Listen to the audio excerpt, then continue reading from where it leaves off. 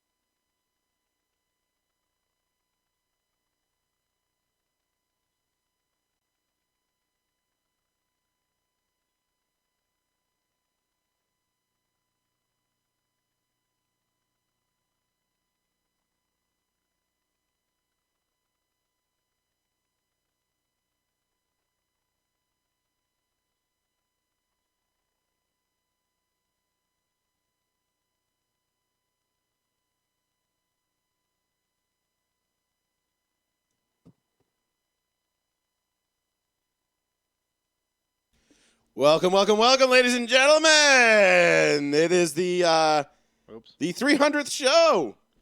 Wow, 300. 300, bro. It's a lot 300. it's a lot of goddamn shows. I wasn't here for all 300, but I'm here for a large portion of them. You've been here for a very large portion of them, Sean. Thank you for joining me tonight, bud. Oh, hello. Hello. Are we good on the audio side of things? I don't know. I don't know either. It's not. It doesn't look like it's going good on the audio side.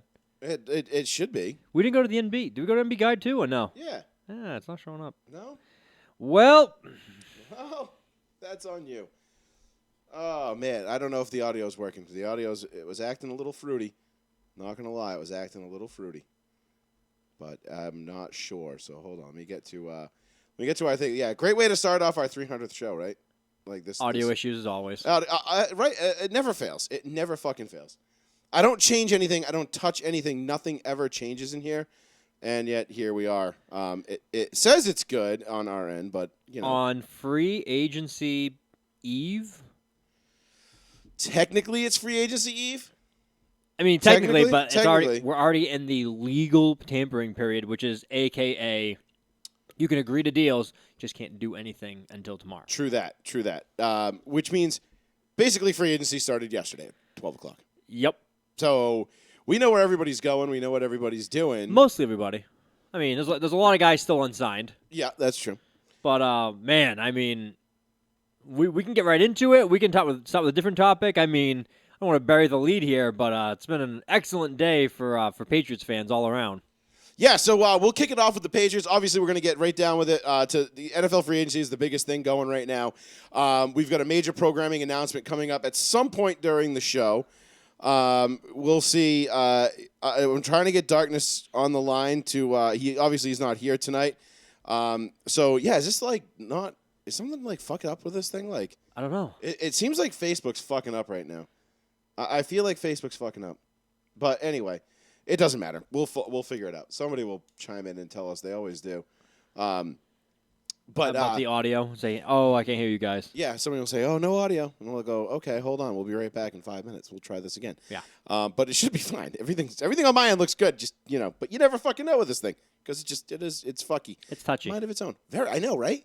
I don't understand. Like I said, never touch anything.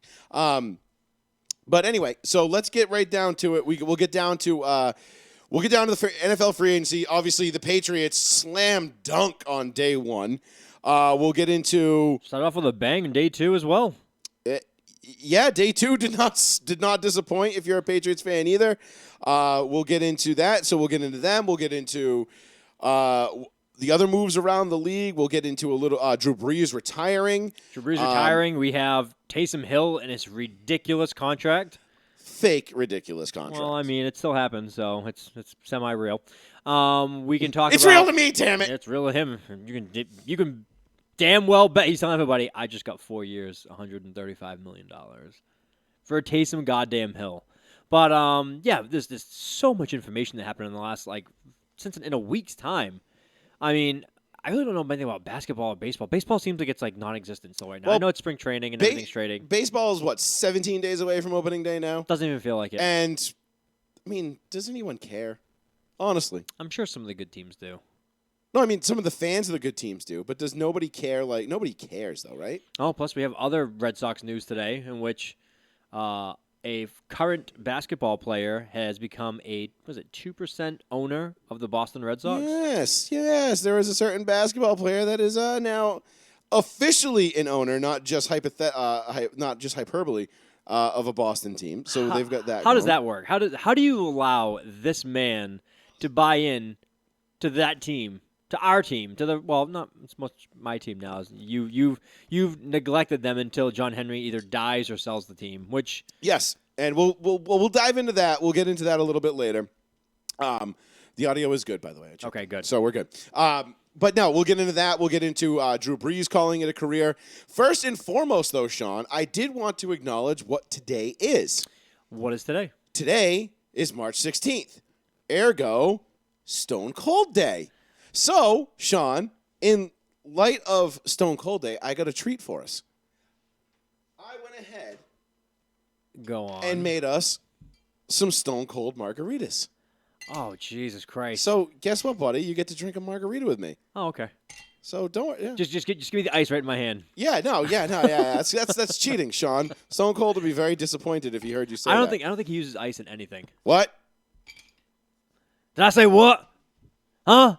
Oh, man, those what things were the best back in the day. Oh, you already pre-made it as well. Oh, I already made these. Oh, yeah, these have already been made. Now, this is very dangerous because this thing pours like shit. But, alcohol and electronics typically don't mix. Yeah, so be careful with that. But, hey, you know what? This is row one, seat one. Fuck it. We've got a huge budget around here, so we'll... a little heavy board on one. Yeah, there you go. That's even. So there you go, buddy. There's your Stone Cold Cheers. margarita. Cheers to Stone Cold. And that's the bottom line because Stone Cold says. I thought you were going to pull out some El Segundos. Delicious. Damn. That is all tequila, brother. Oh, I know. And that's the good stuff, too. You are a heavy pourer with tequila. That is the Don Julio with the Cointreau, the lime juice. I didn't salt the rims because that would have made a mess. No, I'll salt the rim. No, And- I don't want that either. That's a pain in the ass. No, you don't strike me as the type of dude that would. No, you definitely get sugar on your rim, don't you? No. Yeah, you one of them. No. Yeah, you.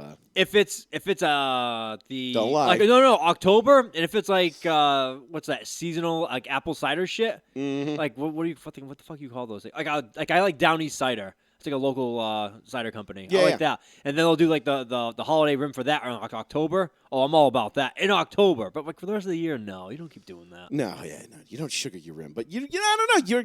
You kind of strike me as the guy that'd be like, I'll take some sugar on my rim. I'll take some sugar in my rim. In my rim. Not on my rim, in my rim. So 774-992-8702. That's the phone number if you want to give us a call. We're drinking Stone Cold margaritas here on 316. What? And we're going to be here for the next 2 hours. We got a major programming announcement coming up at some point.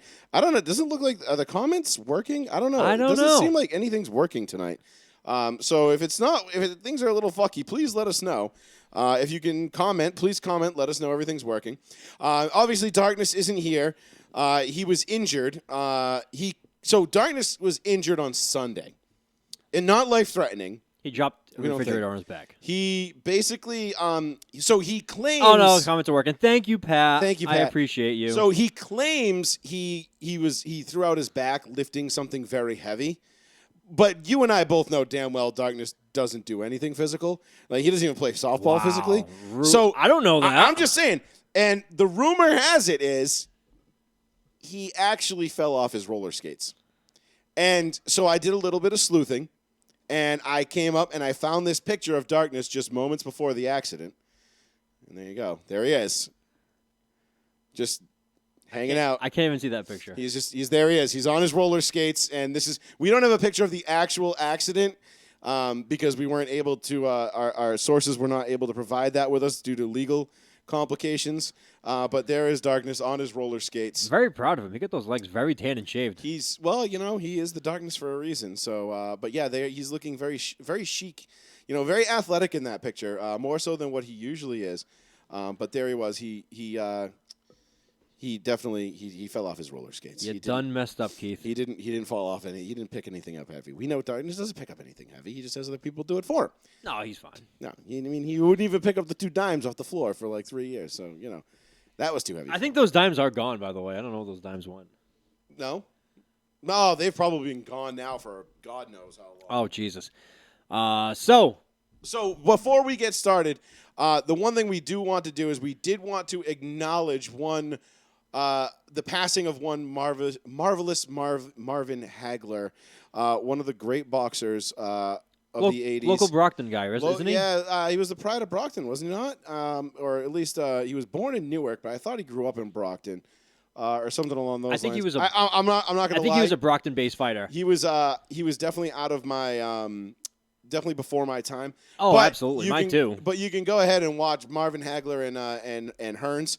Hagler Hearns. It's basically a Rocky fight in real life. I shared it actually 4 or 5 days ago on the Row One page. Yep. Just the first round. The first round is the best first round you'll ever see in boxing. Unbelievable. It looks like it's scripted with how those guys blow for blow, keep throwing punches, trying to dodge and weave. They both get some great punches in there. Hearns gets staggered. Hagler gets staggered all in the first round. It was literally a Rocky fight in real life. And then when the bell rings, they both act to the corners. They both look at each other like, "That's all you got, bitch." they give each other like the look of like, "Damn!" Like you don't see that now. Now it's all defensive moves, like jab, dodge. It's all defensive minded now. But you don't see guys come out like that, just throw haymakers and throw like all their best punches right in the first round. No, you don't. And it was a great fight. Awesome YouTube watch if you've never seen it. It's only like 8 or 9 minutes long. The whole fight. Well, the first round is 3 minutes, and then the second round went it went to round 3. I know that. Okay, then it was the third round. It did end then. Yeah. So I don't know how far into the third round it ended, but anyway, it was Who was it? It was Hagler, right? Hagler won that one, didn't he? It was Hagler and Hearns. Yeah, but Hagler won. Hagler won it. Yes. Okay. Yeah, Hagler won it, and it was a great fight, and it was a spectacle. It was what everybody wanted boxing to be. Absolutely. Again, I'm not a huge boxing guy. I do enjoy boxing. I do watch it when it comes on. Speaking of which, big boxing news where Yes. Fury and Joshua trying to unify the titles. Is that what it is? I believe so because I'm pretty sure I saw it on the ticker. That is massive. If you have two of the biggest heavyweights in boxing trying to unify the titles, like one winner take all type of thing. I mean, Tyson Fury is the biggest name, like star power wise, and Joshua, but Joshua lost not too long ago. Yeah, didn't he lose to? He lost a couple of fights. Oh no, that was Fury that beat the shit out of the guy that had too much shit coming on into the ring. Oh, Deontay Wilder. Wilder, that's what it was. Yeah. Deontay Wilder, I think has fought one more fight since then, and he won, but it was. I didn't even know what happened. No, not many people did. It was like, but COVID happened, so that's why mostly everyone. Yeah, that's true. Shit. Right. But I mean, going back to the Hagler Hearns thing. If you guys haven't seen this fight, and I'm dead serious, take the 3 minutes of your time, look it up on our page, look it up on YouTube, look it up on whatever kind of social media. Google. I don't care what you do. It's worth your time because you're not going to see a fight like that. If fights were like that today, boxing would be all the rage. Right now, my God, yeah. all the rage is ultimate fighting and these guys beating and kicking each other, submissions and stuff like that. If you had boxers come out and just throw offensive strikes and less defensively, I mean, it's not great for their health. It's not great for their health or winning. But you know how fans are. Fans are like, God damn, that man throw some punches. Fans are fickle. They'll change back Especially on a when dime. it comes to heavyweights. It doesn't even matter who you are. Like in UFC, like you can watch two nobodies and they beat the shit out of each other and there's blood and there's guys get knocked out and it's a train wreck for like minutes at a time. In boxing, it goes the distance. There's guys breaking up. They hold, and people get, this is too boring. It's become like the golf of like fighting. Like there's like an art to it, and there's like a dance you have to do. And then you go watch this Hearns Hagler fight, and it's like, fuck all this noise. We're just gonna beat the shit out of each other. We hate each other. Well, I guess the story goes they had an agreement before the fight, an unspoken agreement that they were just gonna send it. And boy, did they fucking send it. It was wild to see because, like you said. You didn't see boxing matches like that. You know what I mean? Like usually if you saw something like that, it was one-sided where like Mike Tyson was just teeing off on some guy you've never heard of and just absolutely destroying him. Yeah. Or the other guy was teeing off and Mike Tyson's just eating the punch, uppercut, you're dead. Yeah. And it was wild, but yeah, we did want to make mention of that because it was a big loss for the boxing community. Again, he was a little bit before my time and your time. Mine as well. I think that Hearns fight took place in '85. He was so young. He was only the like year I was born. What is he? 62? I think it was '77. No, I think he was in his 60s and he passed away. He was 67 or '77. And I mean, when you see these two men fight, I mean, the amount of body fat between them, I have more fat in my wrist right now that I'm pinching than those guys had in their entire bodies combined. Those guys were just like muscle, skin, and bone of like just pure fighting machines. He was born in 54. Oh, okay. He's probably close to 70 then. 66, sorry, yeah, right. Age He was 66? 66, yeah. Duh, I can math. Wow. Yeah, 66 is really young. He was just coming up on 67. He was almost 67. And he lived in the live free or die state. He lived in New Hampshire. He did. He lived up in New Hampshire. Did a lot of work up there. So, good stuff. But we'll get in. We just wanted, like you said, we just wanted to make a note of that because we've missed the boat on a couple of those on the show a few times, and we just want to make sure we don't miss the boat on those. Yeah, that was a good one. But 774-992-8702. That's the phone number. Give us a call if you want to get in on this action. Sean, let's dive right into it. Man, the Patriots, the evil empire is back. The Death Star has returned into orbit, and we can see it now. Mm-hmm. It's like everybody, like the NFL is like, we're all on Alderaan, and the Death Star just appears in the in space, just like, it's like, is that a moon? That's no moon. And you just hear you just see Bill Belichick just I need those free agents. And you're just like, fuck. Like, I mean, we're in the world right now where everyone's talking about the stimmy. Like I'm so sick of hearing that word. Stimmy. I get my Biden bucks tomorrow. Everyone's like, damn. Yeah, apparently me too. Apparently everyone's just going like, oh my God, the Patriots got the stimulus and they spent it all already. It's like, I get it. It's very, very topical and funny. But let's be real. Let's really dive into it. This is not, everyone to say like Belichick's playing out of his mind. This is not out of his mind. No. He did this in 2007. Mm-hmm. He did this again in 2014. Wes Welker, Dante Starworth, Randy Moss, Adalys Thomas. Yeah, and he did this in 2014. Mm-hmm. Same thing. Brandon Browner, Darrell Revis. I know, and other lesser wide receivers as well. Chris Hogan, LaFell's, but he was like reloading guys back up. And Belichick says, you know what I need? I need to go out there, and I need these guys right here. And both of those years turned into a Super Bowl. One a win, one a loss. I don't want to talk about the loss. I'm okay with the loss. I'm still a bitter piece of shit. I'm okay with talking about the loss. But Belichick knows how to go out and get the guys he specifically wants and then turn those guys into immediate winners. Absolutely. I am blown away. I expected aggressive. This is shocking. This is like up your ass, like this is like Metallica metal up your ass aggressive. I couldn't believe Janu Smith. I was like, oh my God, that's the guy I wanted at tight end. Fucking amazing. That's going to be a great day. Right. It starts off with a great signing, right? And then 10 to 20 minutes in, done. Yeah. And then not long after that, they get Matthew Judon, edge, which is now a new. Well, no, second was the defensive tackle from Miami. Yeah, but no, I'm just saying. Yep. But the next biggest one, or in my opinion, the biggest signing of the day was Matthew Judon. Judon, defensive end. I thought was the best. Arguably outside, it was like him and Shaq Barrett were like kind of my number 1 and 2. Shaq Barrett was 1. They were the height of the free agency. Yeah, they were number 1, rusher. number 2, and you could have flip-flopped either one of them depending on what you were looking for in the player. I love Matthew Judon. And he is a Belichick guy. He's smart. He's technically sound. He's gonna play well in New England's defense. Belichick's gonna be able to scheme with him. Get in the defensive tackle. I can't pronounce his last name. Got you. Yeah, from I have no idea how to say it. It's just French. He's got do it. He's got EAUX at the end of his name, and I'm just like, well, I've never taken French, so fuck that. I'm not even gonna try. Maybe he's Pepe Le Pew's cousin. Oh, he'll be banned in no time. Careful! Don't say that. You can say WAP all you want, but you can't say Pepe Le Pew. Oh. But no, so this guy, they get the defensive tackle, then they get Judon. And man, is that going to be a fucking nasty defense next year. Immediately, Belichick says, we couldn't stop the run last year.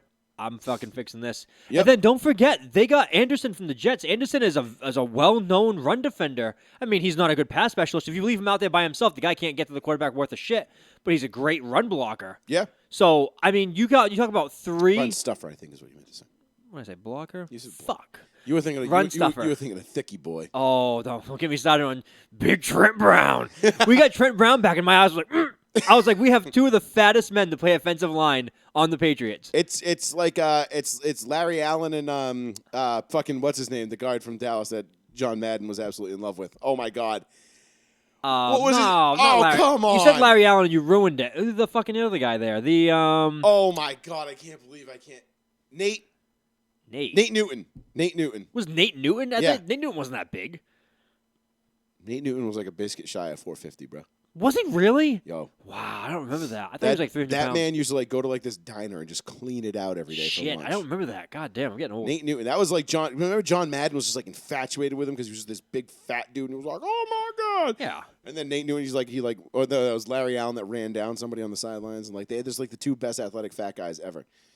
That's why Emmitt Smith's going to the Hall of Fame. Come on, let's be real. Yeah, Emmitt Smith wasn't that great.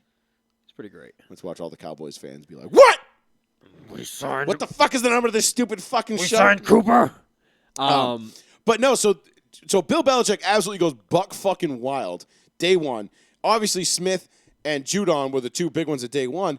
And then today, 3 more come out later yesterday, though. 10:30, 11 o'clock in the morning this morning. And who's going to the Patriots? Oh, another tight end, the other top tight end in the market, Hunter fucking Henry, who Sean has been calling for to New England since, what, last year? So last year, when they franchised him, I was like, there's no chance, unless it was like a tag and trade. When we played the Chargers, I remember coming to this show and I said, did you guys see? I remember the whole conversation. I said, Belichick was on the field like the coach came out. He's like, get the fuck out of the way. He pushed the coach out of the way. He's like, get this coach out of here. I already shook your hand. I'm all set. And he's looking for Hunter Henry. He sees him, and he throws his arms open like he's like a lost child of his and hugs him so bigly. And he's like talking to him back and forth. So bigly. And I'm like, this man is in love with Hunter Henry. And then, if you screenshot at the right time, it's like Belichick checking out his ass like that Odell one. Belichick's like, But I knew. Could bounce a quarter off of that bad boy. I said, man, if the Chargers don't franchise tag him again, he's a Patriot. And when we signed Jonnu Smith yesterday, I was like, you know what? They probably said, let's analyze it. We'll get the better blocker of the two. But Hunter Henry, better receiving. Jonnu Smith, better blocker. And better blocker is what Belichick usually covets. I did not think Belichick said, fuck it. We're going to run back the double tight end set times. He loves those double tight end sets. Everyone's going to say, Gronk and Hernandez again. These guys are not Gronk and Hernandez at all. These guys are two completely different players, two completely different style sets. This is more, you're going to get something more along the lines of Martellus Bennett Gronk. And Gronk, I'm using the term loosely. You'll get like the watered down version of Gronk. But that's the tight end set you should look for, is that 2016 double tight end set where you're going to force teams to throw their nickel defense on the field and say, all right, we're going to run it down your throat now, so you have to play the pass and the run. Mm-hmm. And now, last thing I heard before I came to the show, 2 more rumors. One, Patriots are looking at running backs, and big running backs. They don't want small guys. Leonard Fournette and Chris Carson. Big 2 names. They said that they're in touch with both of them. They're talking with both of them. The Patriots, you can see what they're doing. They want to get very big guys. They don't care about speed. They just said, we're just going to ram it down your throat. We're going to make sure you're exhausted, you're tired. We're just going to beat you to the ground. And that's going to be a recipe for winning in this league coming up because the way defenses have been built over the last 5 years. Sure. And it's all to stop the pass. What's the one good thing Cam could do last year? That dude could run the ball. Passing, not so great, but maybe we'll see it with some other talent. I'm not crazy about the wide receiver they signed. I mean, Nelson Aguilar. Here's the thing, though. If you get the Las Vegas / Oakland / it's 1 year. Putnam County, whatever fucking I know. Wherever they play now, if you get the Nelson Aguilar from the Raiders, that's a great steal. That's a great deal. Like that's a quality player. Now, he was a punchline in Philadelphia, clearly. I mean, we out here catching babies, unlike Aguilar. Like, there's that. And everybody remembers that. Of course. But what people forget is Aguilar is a really, really, really, really phenomenal talent. Hell yeah, absolutely. And if you get him the ball, coming out of college, he was like a first round. Was he second round pick by the Eagles? He was first because he's one of either 5 or 6 guys to one of 5 or 6 wide receivers drafted in the first round to win a Super Bowl with their team. That's right. Oh, wow, what a weird stat that is. Right? Because it was only like Marvin Harrison, Reggie Wayne, Demaryius Thomas, Nelson Aguilar, Santonio Holmes, and I think that's it, but there could be one more. I feel like I'm missing one. Damn. Wow, that is crazy. That is a crazy stat.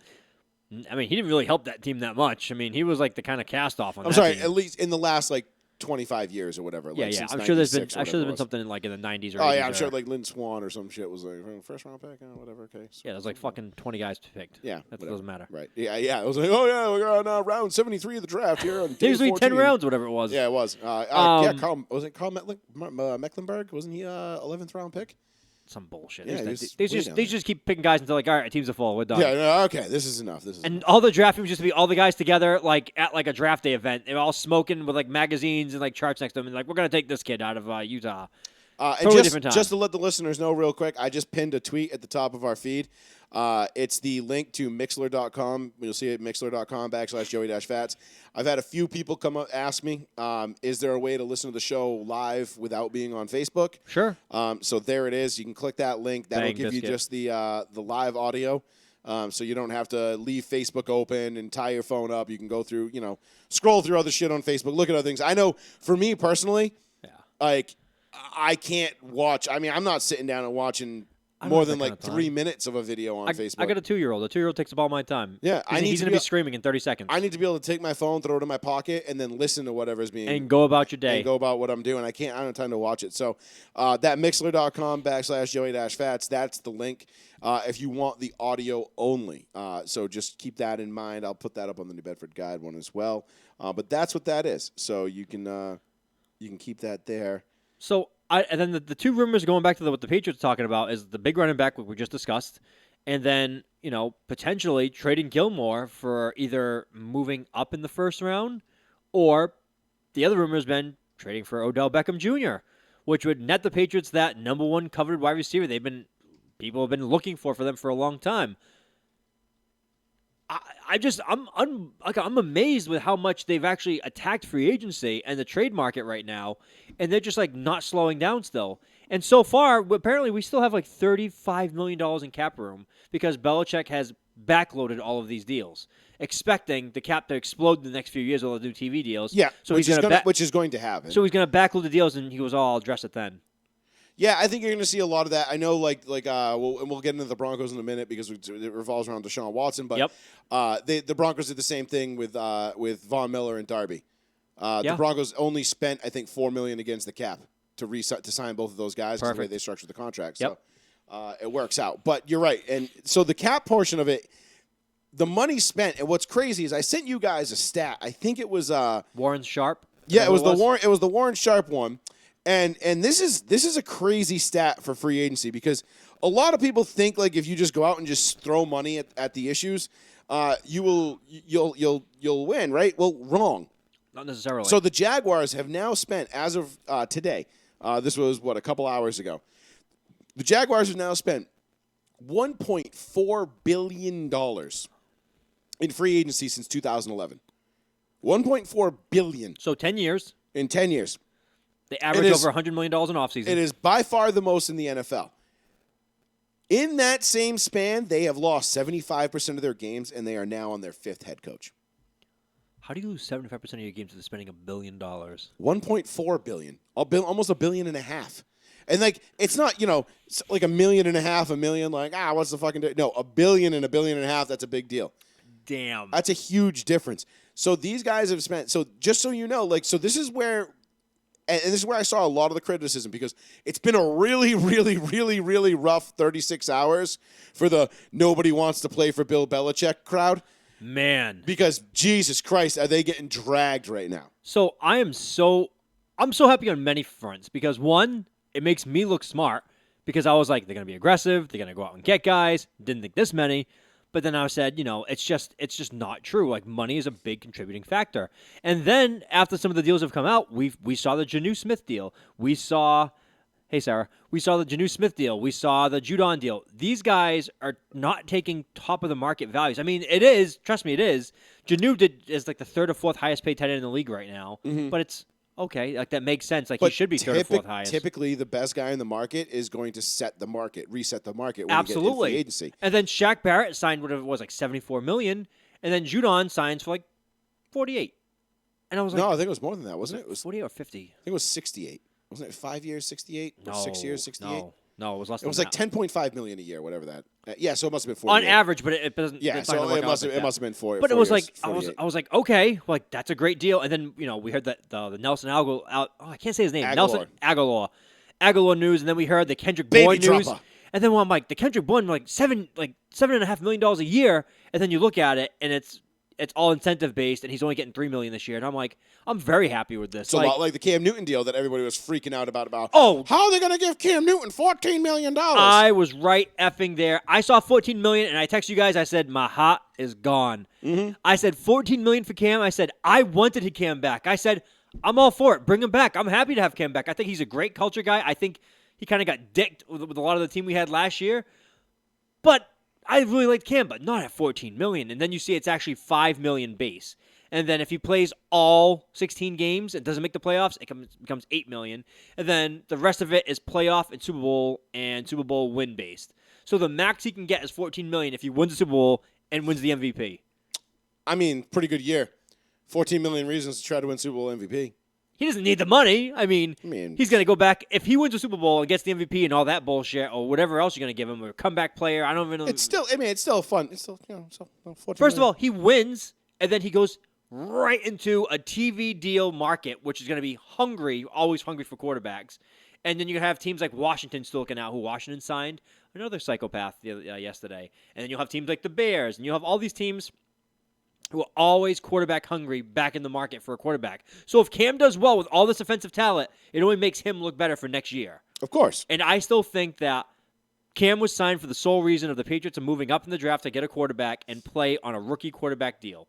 He's going to get redshirted. It would make sense, or they signed him because they knew if they didn't have a quarterback on the roster under contract for next year, It looks like shit. it was going to be a lot harder to get a Nelson Aguilar to come to New England. It was going to be a lot harder to get a Matthew Judon going, all right, listen, I know you can give me the money, but I can probably go get $10.5 million anywhere. Why should I go here? You don't even have a quarterback. Like, I want to win, too. Like, yeah, I mean, money's nice, but the money is going to come no matter what. Like, I can go grab that wherever.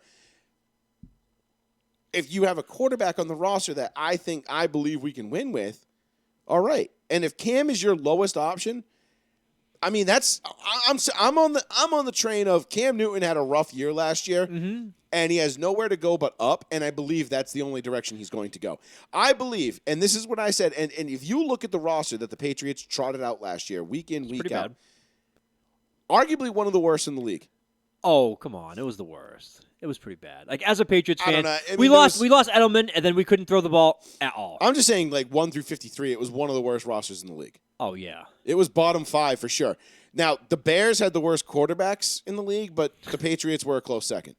Except for that 1 week when Trubisky threw it out. When Roger Goodell was like, all the Broncos quarterbacks need to go away. That doesn't count. But that was it. So that's how bad the roster was. It was a bottom maybe 5, maybe 3 or 2 in the league roster, top to bottom. And they still won 7 games. Still won 7 games. On Belichick's worst year with potentially one of the worst quarterback seasons in the last 35 years. Yeah. And we have many friends we discuss all our sports topics with, and we go back and forth with different groups and different people, and we all kind of know each other. And I was having a discussion with somebody, and someone said, well, you can't be serious about Cam because he only did this last year. And I'm like, but fair, you're 100% right. You're giving him $5 million. That's his worst you're going to get is whatever, 3,000 yards, 9 touchdowns, 15 interceptions. But you're also not counting the yards he ran for and the additional 12 touchdowns he ran for with nobody. Right, and not only and that's all fine and well. That's what Cam helps. does. Yes. But at the end of the day, Sean, who is he throwing to? They didn't have a tight end on the roster that could catch a ball. Okay, N'Keal Harry was your best wide receiver. I mean, not N'Keal Harry. Jacoby Myers. Jacoby Myers ended up being, but N'Keal Harry was supposed to be. I mean, and right now, the Patriots rumored to be actively shopping N'Keal Harry. See, I think that's fake. I'm glad you brought that up. I think that's fake. I think that's just blowing smoke out there. It could be. Because Belichick's a big motivator with shit like that. Or it could be Belichick throws it out there and somebody's like, we'll give you a third rounder for him. Belichick's like, sold. Belichick jokes on you. I would take a third. I mean, I would have taken an eighth. I would have taken, right. I would have taken a seventh in 2030. I won't even be here. Just starts like doing the Jim Rome shtick. Oh, my God. I hate that fucking shtick. That's great. 2030 7th round pick. I won't even be here. Check that. I won't even be here tomorrow. I'm floored as a Patriots fan that all of this is happening. And Pat, how do you say his last name? McCaffrey? McAfee. Pat McAfee, great explanation. I only saw like a 2-minute clip today when I had a chance. He said, NFL fans, we're pissed. And we all should be pissed today because Patriots fans took a year off. They said, our time has passed. Good luck, everybody. Like, we understand it's over. And then after a year, Belichick says, I ain't done. And he comes back and he goes, just handing out money. Here you go. One for you. Oh, one for you. And he's just handing out money left and right. And then Patriots fans kick the door open and say, we're back. We're back to being the insufferable motherfuckers that you've all grown to love. It's so true, too. And the worst ones. Now, I don't mind so much that the Patriots fans that stuck with the Patriots this year and stuck by them, I don't mind them being insufferable and obnoxious because you know what? Ooh, girl. That was me. I've learned to hate you over the last 20 years. I will still hate you. I still do hate you. But what my target, like, you're not my target this year. My target is all you fuckboys that went out and ran and bought Tom Brady Bucks jerseys and Gronk Bucks jerseys, and we're sitting there going, I'd rather die with TB12. He's the reason why we're as good at this franchise is worth what it's worth, and Tom Brady's the reason why we're able to spend all this money in free agency, and Tom Brady and Tom Brady and Tom Brady. You can suck my fucking dick. Now, from the back. Because you casual. Are going to have my fucking... Only from the back. I am going to have my crosshairs on your ass the entire fucking year. And I will be going back and I will be screenshotting every fucking thing I can fucking find. All my memories, every thread, every little fucking thing from all you fucking Tom Brady dick riders that are going to now try and claim, I never left the Patriots. I was just, it was a down year and, Brady and this and that, blah, blah, blah, blah. No, fuck you. Because one more year of 7-9 or 6-10 or God forbid even 8-8, your ass would have been fucking rocking Cowboy shit, Giant shit, whatever you were rocking in the year 2000. That's what you would have. I'm going for the Bucks. That's what you would have been rocking. You would have had your Niners shit out. You would have had all this other stuff. Yeah. Fuck you. Double barrel right there. Fuck you. Not you, Sean, because you're a real Patriots fan, and you sat here and you said, no, you know what? This was a terrible roster. They did go 7-9, but you know what? We were 4 or 5 plays away from 11-5. Didn't even bother me. I'm like, I had fun. Like, fuck. And I'm sitting here going, man, this is nice. I'm really getting to enjoy the Patriots suck right now. And, it's crickets on my timelines across all social media, just crickets from Patriots fans. They don't even exist. And yet, here they come. Back out of the woodwork. Hold on. Yeah, keep talking. Dun-dun, dun-dun, dun-dun. And here they cut. Just you fucking obnoxious, insufferable fucks. I can't fucking stand you. Sean sat here and understood the premise of it. I sat here enjoying them have a setback year, knowing full goddamn well that this was not going to last. Because they had the best coach in the history of sports. And then today, ruined my own thing. And then earlier today,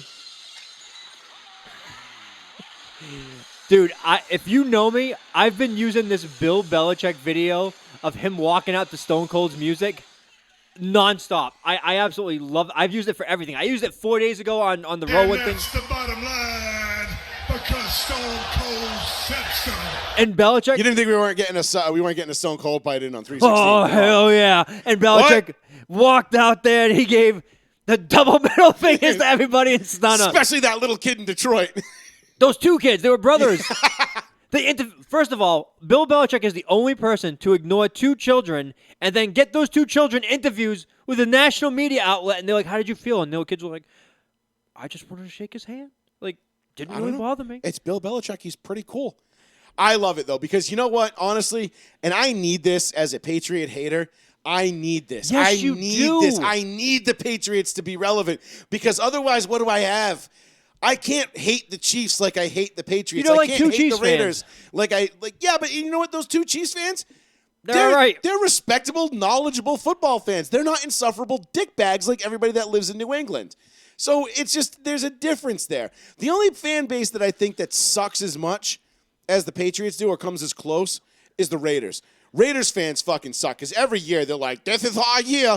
It's like, bruh, You know the Raiders are the only team. I think I sent this to you guys. You probably did. They're the only. What was it? They're the only team to not have like 110 win or better season since 2003. I believe it. Oh yeah, it was like the John Gruden meme you sent us. Yeah. yeah. Hold on. It was a fact. I'll tell you. I'll tell you what it was right now. And while you're pulling that up, I mean, I love the Philadelphia fans. I miss Dan, one of our loyal listeners. I hope he's all right. We've heard from him in a long time. Yes, I'm sorry. The Raiders are the only team in the NFL to record only one winning season since 2003. That's banana. 2003. That's bananas. Only one winning season. Just win, baby. Now, suck my dick from the back, Raiders fans. You can fuck off, too. That's because their owner is a psychopath. But that makes a good point. Cowboys fans don't suck, though. It depends. Because Cowboys fans, they're so entrenched and ingrained in, like, they haven't won shit in almost 30 years. they're like, no, we owned a whole decade. They're like, that was our It did decade. not yet, Thab. We're waiting to see if Darkness is going to chime in and he's going to call in, but he's not responding to any of our texts. So the big announcement is coming. Big programming announcement that is coming up at some point during the show. We're waiting on Darkness. We didn't actually plan this out. I thought Darkness was going to be here. Well, there was he was. No, It was 35. It was 30-70. He was not going to be here. But I figured he would. He said he would be listening. So I'm just, maybe he's putting the kids to bed or getting a nice bath. I don't know. Maybe he's all hyped up on some Mets. Could be that too. Oh, I think he got a cortisone shot today. Well, that's good. That means he's probably up fucking doing cartwheels. No, I mean he's probably like, I can rest, and he's like crippled, like sleeping on the couch, the worst possible position. But to your point, that Cowboys fans haven't won shit in forever, and yet they're still ride or die with their team. It's why I always say, like, when Patriot fans are like, "Oh, everybody hates us," and I love it. No. You don't know what it's like to. I hate you. I hate you, and there's some other people that hate you. But you don't know what it's like to be hated until you're a Cowboys fan. Cowboys fans, the Cowboys could be like 2-12, and they go in, in week 15, and they got a Sunday night game against like The Giants. I don't know, the Steelers, and Big Ben, drives them down, and they win the game on the last second field goal. And you could just be like in Busters or Knuckleheads or whatever, and all of a sudden the place will just erupt because the Cowboys lost. Like, you would think the Patriots won, and you're like, oh, the Patriots aren't playing, and you're like, why is all these New England fans cheering? And you look at the TV, oh, the Cowboys lost. Never mind. Like, that is true hatred. So weird. People who don't even give a fuck about the Cowboys or care if they have no affiliation. They just love to hate the Cowboys. I've seen that firsthand. So, no, it's the Cowboys. Cowboys are the most hated fan base, maybe in the U.S., closely tied maybe with the Yankees. The Yankees. Because they are also a very hated fan base. And, boy, I cannot wait to get into baseball in a little bit. But that being said, 14-2 should have smoked. Yeah, well, but Amani Toomer had other ideas. Amani Toomer had other ideas in 07. Whoops. Eli went down to Tampa and he was just like, I'm going to kick the dick in on these Buccaneers, and he did that. Then they went to Dallas and they were like, fuck it, we're going to kick their dicks in too. And Amani Toomer was just like, stiff arm, ghost. Yeah, since we have Thab here, Thab, I would love for you to call in and just give you your 2 cents as like I want more Patriots fans. I feel like everyone's like in this like shock culture of like, I don't know if it's real yet. Like maybe all these guys are gonna change. No, you know what it tomorrow. is? They're like, wait, shit. I just spent the whole year claiming the Bucks. Now I got to go back to like, I can't just go back to being a Patriots fan now. It'll seem too fair weather. If I just jump back in now, it'll be too fair weather. Nah. Yeah, that's all it is. You think you Patriots fans think you're slick, but I'm fucking onto your shit. I've been onto your shit since day one. So Mostly because you didn't fucking exist since my fucking until my junior year of high school. So what happened with Dicks. Before we get into any kind of baseball talk, outside of the Patriots, big news happened today where Deshawn Watson may be on the move. Now, he's since changed where he wants to go. We all heard, he wants Miami, he wants New York Jets. I never really bought into that. I'm like, but why? Why would he want either of those teams? Those teams are on the cusp of winning. They don't just need a quarterback. They need more than just a quarterback. Okay, so let's tune into. Let's take this clip. This is Mike Lombardi from earlier today on the Rich Eisen show. Okay. Well, but the problem, Rich, is he controls where he wants to go. The rumor is he doesn't want to play in New York. The rumor is he doesn't want to play in Miami. He wants to play in Denver and San Francisco. So now you're Nick Cesario, and now your trade options are limited. you love to hear it, ladies and gentlemen. You just love to hear it. Now, this would make me mad if he went to Denver. I'd be like, I actually kind of tweeted it out earlier today. I said around like 3 or 4, I'm like, you know what would really ruin my day? If Deshaun Watson get traded to Denver before tonight. That would like really like stab me like right in the gut. I would have gone to the liquor store. We would have had champagne. There would have been, we would have had champagne flutes. Be like, opera? What? No. Joey's like, bring I on the hired a flutes. Hitler. I hired a stripper. I hired a Hitler. What? Whoa. No. I said hired, by the way, not hiled. I mean, it was pretty close there, Sean. You should be very careful. Should be very careful. There's some very anti-Semitic people out there, anti-Semitic people that would love to have your ass, sir. Let me tell you. I'm kidding. No, I hired a stripper. No, that would have been fucking music to my ears. It'll still be music to my fucking ears when it happens, if it happens. And when it comes down to San Francisco and Denver can put together the better package. I believe, because they can include a Drew Lock in the package. Sure. So I think San Fran has the higher draft pick. Anything's going to be a plethora of picks. But it depends on what Houston really decides they want. Do they want a rookie, a rookie quarterback in the draft, one of these guys, these top 2 or 3 guys coming out? Maybe. Because they won't get Trevor Lawrence. They will not. So do they want the Zach Wilson or – because where's San Fran drafting? 3? San Fran? No. They're like – or do they trade out? No, they're not even the top 3. The top 3 are it goes – oh, Jesus Christ. It goes Jacksonville, Jets. I just looked this up. Jacksonville, Jets, and Miami. Those are the top 3. Right. So let's see. We just looked at this. Where are the Niners at? Oh, that's right. The Niners are at 12. Right. So Denver has the better. Right. Denver has what, 9? They were 6 and 10. For some reason, I thought they were 3 and 13. So I thought I'm at 3. But Houston's at 3 from that Miami pick. Miami's at 3 from the Houston pick. Denver's at 9. So Denver's got the better draft pick. So they can give them 9. They can give them Drew Lock if they want a quarterback to build around in the future. Mm-hmm. Which it's a project. But if you're going to Houston right now and you're Drew Lock, there's really no pressure. You get to kind of go in and just like, hey, you know what? No one's expecting me to win. Maybe the guy develops into what I think he personally can be. That's going to be a year or two too. But it's going to take another year. It's going to take at least a year. Right now, the way I look at Drew Lock is this. Okay, if the Broncos don't get Deshaun Watson, and I'll just preface this conversation with this because this is why I think it would make the Texans would have the Broncos have the best deal for Houston. If Drew Lock stays in Denver this year, and the general, George Patton, has already made it clear that it's going to be either Watson or Lock. Like, they're not going for another project. Like, they're not going to go and get, they're not going after a Sam Darnold. They're not going to get Teddy Bridgewater. They're not getting Andy Dalton or anything like that. Right, Pat, but that's, if you listen to the clip we just played, that's irrelevant. We're talking about the packages that San Fran and Denver can give. So if Drew Lock does stay in Denver this year, I think Drew Lock can progress to become a legitimate starter. I don't know what pro. Will he be an all-pro? Will he be a Pro Bowler? I think he has that ceiling on him. The thing is, Denver's going to have to get somebody to push him. They're going to have to come out and get a backup, a veteran backup guy that will be able to come in and push him up. That being said, if he goes to Houston, I think it could take another year on top of that because it's a new system, new receivers, a whole new scheme, and the whole nine. And you know how that goes with young kids. Of course. So that all being said, if Houston wanted the number 9 overall pick, Andrew Lock, who was, I believe, 41 or 42? Was it 41 or 42? I don't remember. High second round pick. You can get good value with him. Plus, you're going to get a plethora of picks, down the line because you're not just giving away Watson. No. That being said, if San Fran just decides to say, we'll give you 12, Houston doesn't want to keep, wants him out of the AFC in general. Maybe that makes more sense for them if San Fran ponies up, maybe a couple higher picks. Who knows? Don't forget, Caserio there is a Patriots guy.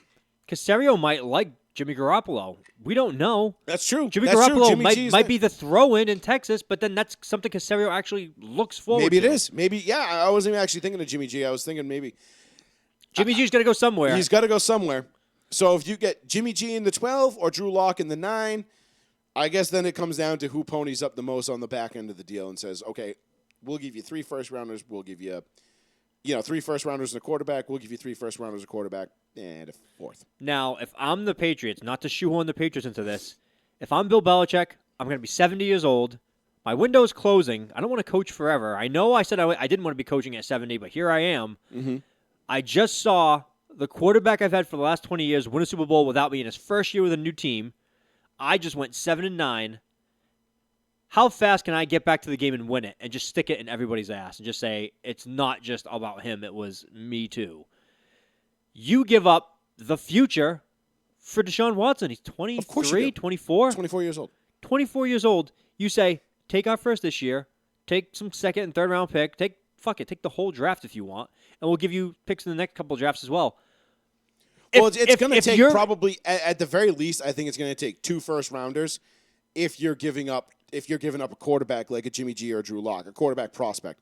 If the Patriots are just giving up draft picks, you're probably looking at 4 first-rounders. So, and if Nick Caserio loves Jarrett Stidham, which I very seriously doubt he does, I don't think anybody loves Jarrett Stidham. Throw Jarrett Stidham in there. Exactly. I would say throw him in there. But I don't know what Houston's actually thinking because Houston just signed Tyrod Taylor tonight for starter money on a 2-year deal. And I'm like, so Houston's kind of like showing their hand a little bit here. Watson's gone. We know that, right? Watson is not playing now they're saying for the Houston Texans next year. They're saying Taylor's insurance policy. If Watson chooses not to show up for training camps like he said he wouldn't and chooses not to play for games, we need to have a quarterback who's going to be with us for all of camp to practice with our team. Get it. That's them saying we're not showing our hand. But they're totally saying like, all right, he's not going to fucking be here. They're basically saying that by signing that player today. You don't sign a starting caliber quarterback and give him $12, $13 million for 2 years, over 2 years, or $13 million per year. Mm-hmm. You don't give him that and then say, well, you're just going to be a backup. No, he'd be the most expensive backup in like the history of the league. Right. They know Watson's got 1 foot out the door, the other one on a banana peel. Like Watson has totally Megatron and Barry Sanders himself and said, if you don't let me go, for you. I am fucking retiring. Yeah. I'm done. So he's out. He's out in Houston. Now the question becomes when. Will it be, if it's not today or tomorrow, probably going to be closer to the draft. See, I think the draft is too long. I think if you wait until the draft, teams are going to start giving a lot less. I'm dead serious. Oh, it's going to even if Deshaun the Watson. The longer this goes on, the worse it gets for Houston. Yes. Absolutely, I agree 100%. Yep, I think Houston has to strike while the iron is hot right this second. Yep, because you're right. Because no one's going to go. Everyone's going to get to the draft day and they're going to go, well, fuck you. You don't have a fucking choice now, motherfucker. I could just trade up to the top 10 spots and take a young kid and hope he turns into Watson. Like, fuck it. I'm not giving you 4 first-round picks or whatever the hell you're asking for. Yeah, exactly. So, I mean, I agree with you. The longer this drags out, the worse it is for Watson, which is why I think it'll be. I thought maybe today. Tomorrow, sometime before the end of the week, maybe. Who knows? I would think it's going to be within the week, though. I think by this time next week, if Houston's smart, they'll have him gone by this time next week. By the time we get on the air next week, he'll be gone. And speaking of quarterbacks changing teams, to switch gears just a tad, Russell Wilson not going to Chicago. And Chicago, hardcore tried. I will give them credit. Adam Schefter tweeted out, they tried very hard, and Seattle said, thanks, but no thanks. We're not interested. Another interesting scenario, because the talks out of Seattle regarding Russ have been similar to the rumors coming out of Houston with Watson, where Seattle is done with Russ, and Russ is done with Seattle. Now, the only difference is Russ hasn't come out and said, I'm not playing for you. We don't know publicly. Not publicly. He hasn't said it publicly, which, this is the difference between these two scenarios now. It allows Seattle, it affords them more time to find a better deal because there is no draft day fuck you deadline. You know what I'm saying? It's not like with Watson where the closer we get to training camp, the more the Texans are going to get squeezed. The Seahawks, if they sit there and they play their cards right, like, look, dude, we're not getting rid of him. Just chill the fuck out. Like, it's not happening. Then they can go into June. They can go to the draft. They can get to draft night, and they say, you know what? I don't know. Who needs a quarterback in the top fucking 5 here? A lot of them. Philadelphia Jets. Philly's looking to give us. The Jets, the Jags. Philly. Maybe Carolina, maybe Atlanta. Carolina's definitely looking. Carolina wants out of Teddy Bridgewater. Yeah, and maybe they get to one of those guys and they say, you know what, they're willing to give us the 8th plus 3 more picks. We'll send them there. They can do that on draft night. Sure. Houston can't. Joey Fats Radio, row 1, seat 1. Hey, what's up, guys? Hey, Pat. Hello, You Patrick. guys probably covered it already, so you can make it quick if you like. I'll be listening. But Sean, what do you think about Cam Newton with all these great signings? If they all believe Cam Newton, is there another deal coming? So we just briefly talked about it. I am all aboard the Cam train. Toot toot. You really? Yes. I mean, I was on the Cam train even before these signings, Pat. I think it was like 2-3 weeks ago. I said, listen, I'm preparing myself to bring Cam back, and I'm okay with it. I really do think Cam got shafted a bit because everyone knew he was going to look at one option, and he said, okay, we have his only guy he's been throwing to, Jacoby Myers. He's covered. Yeah. Fuck it, he's going to run. And that was literally what he did every single time. You're shit. giving Cam's biggest target in Carolina was what? Greg Olsen and Steve Smith, right? Yeah. Those were his two favorite targets, and more often than not, he loved his tight end. You're saying, hey, Cam, we're going to give you double tight ends. We're going to beef up the offensive line in front of you. We're going to give the ability, so if you want to run and we have double tight end sets in there, it's going to have more ways for you to actually make some moves, or you can do a pitch toss. We're going to have a lot more guys to get you separation. Plus, the Patriots are not done. They keep saying, Schefter said it. Glazer said it too. Glazer said it. Glazer said something. Glazer said, I know of one trade they're working on, and I'm giddy. I don't know, wow. but Glazer is weird. Like, he says he's giddy for like weird shit. But the rumor was it was Gilmore and the 15th pick Gilmore and a plethora of picks to Cleveland and a plethora of picks for OBJ. So if we trade Gilmore, how do you afford that? I mean, I'm not an accountant, but wouldn't that bring you like a ton of cap money? Or so if you did that, if you just not including the draft picks, if you just did Gilmore for Odell Beckham Jr., it only cost you $5 million more on the cap because Gilmore only gets paid $7 million, and the cap hit for Odell would only be $13 million. And that is a bargain if you pay Odell Beckham Jr. $13 million when guys are trying to get 20. Like Galladay's trying to get $20 million. Will Fuller's trying to get $21 million. Whoever pays Will Fuller $21 million is a fucking idiot.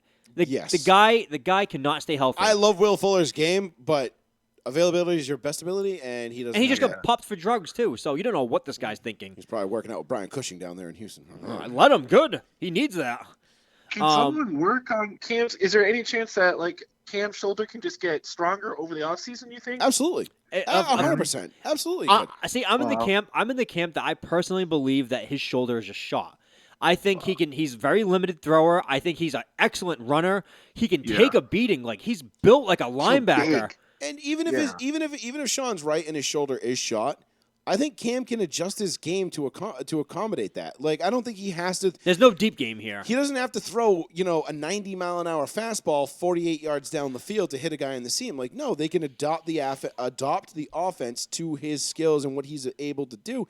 Listen, I'm all on board with Cam Newton in year 2 in New England's offense, and especially now with Jonnu and Henry and Aguilar. Right about that. Oh my God! And Julian Edelman's coming back. And Edelman's coming back. And then if they go and they get Fournette, Carson, or they've been rumored to be interested in Philip Lindsay, who, as much as it kills me to say it, I think Philip Lindsay would fucking murder it in New England's offense. Well, Denver only tagged him with the right of first refusal. That's it. Yes, because they believe nobody's going to be willing to pony up what they think he's worth. Yeah, if the Patriots offer him 1 year, $7 million, just hypothetical, Denver's like, fuck, we can't do anything. I mean, they couldn't afford it. Yes, they could. Not $7 million, unless they freed up cap and I didn't know about it. They have $29 million in cap space. Do they? Yeah. Oh, I messed up that then. I thought They had 35 going in, and they only had like 7 or 10. No, they've got 29. They could keep him, but anyway, my point is like a guy like Philip Lindsay those guys get featured in Bill Belichick offenses. Wow. Josh McDaniels offenses. Like, I mean, but yeah, you'd be better off with Fournette or Carson. I would definitely take those two. But a consolation prize is Philip Lindsay. I wouldn't be upset. Listen, if you're a New England fan and you get Philip Lindsay from Denver, I'm telling you right now, you better be fucking stoked because that dude is a fucking baller. No, you know why? Yeah. I love dudes like Philip Lindsay because they're scrappers. Mm-hmm. They know they shouldn't be where they are, and they've been told their whole life, you'll never play in the league. You'll never play in the league. And they get there, and they're like, I'm going to fucking just... Imagine Danny Woodhead, but blacker. Imagine Danny Wood. Oh, what was his name? Danny Woodcock. Yeah. Who said that? Danny Woodcock. Me. No, it was Joe Theismann. Oh, he kept calling him Danny Woodcock, Danny and Deion Woodcock. Sanders was like dying in front of him. Yeah, no, he's so elusive. Yeah, he's so elusive. So elusive. But Pat, go back to this again really quickly. We're in on Fournette it's probably one or the other.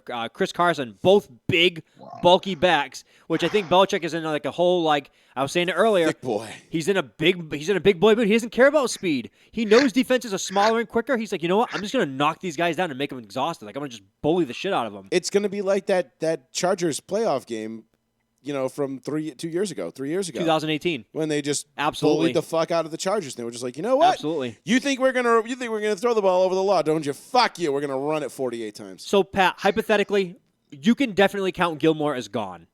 Okay. Gilmore's Up wife 100%. has tweeted out like some smirk emojis and If different they go things. Gilmore for ODB to Cleveland, that's a win-win for both sides. That's in my what I'm opinion. going to say.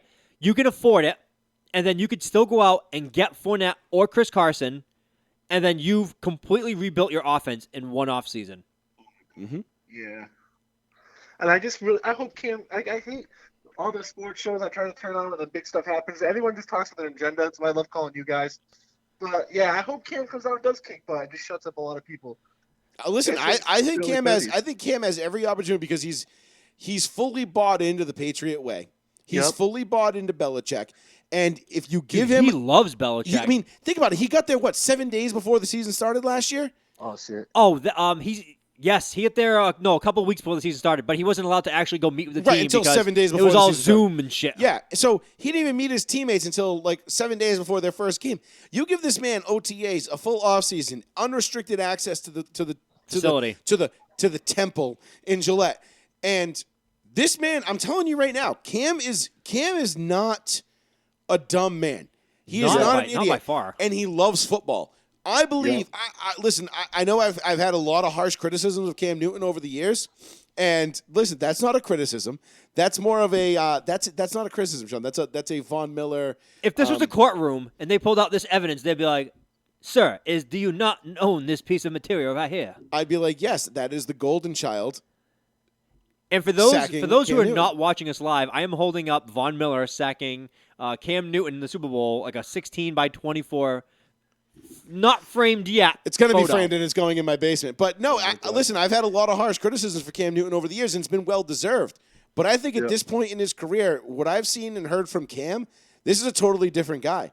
I am all in on Cam Newton in 2021.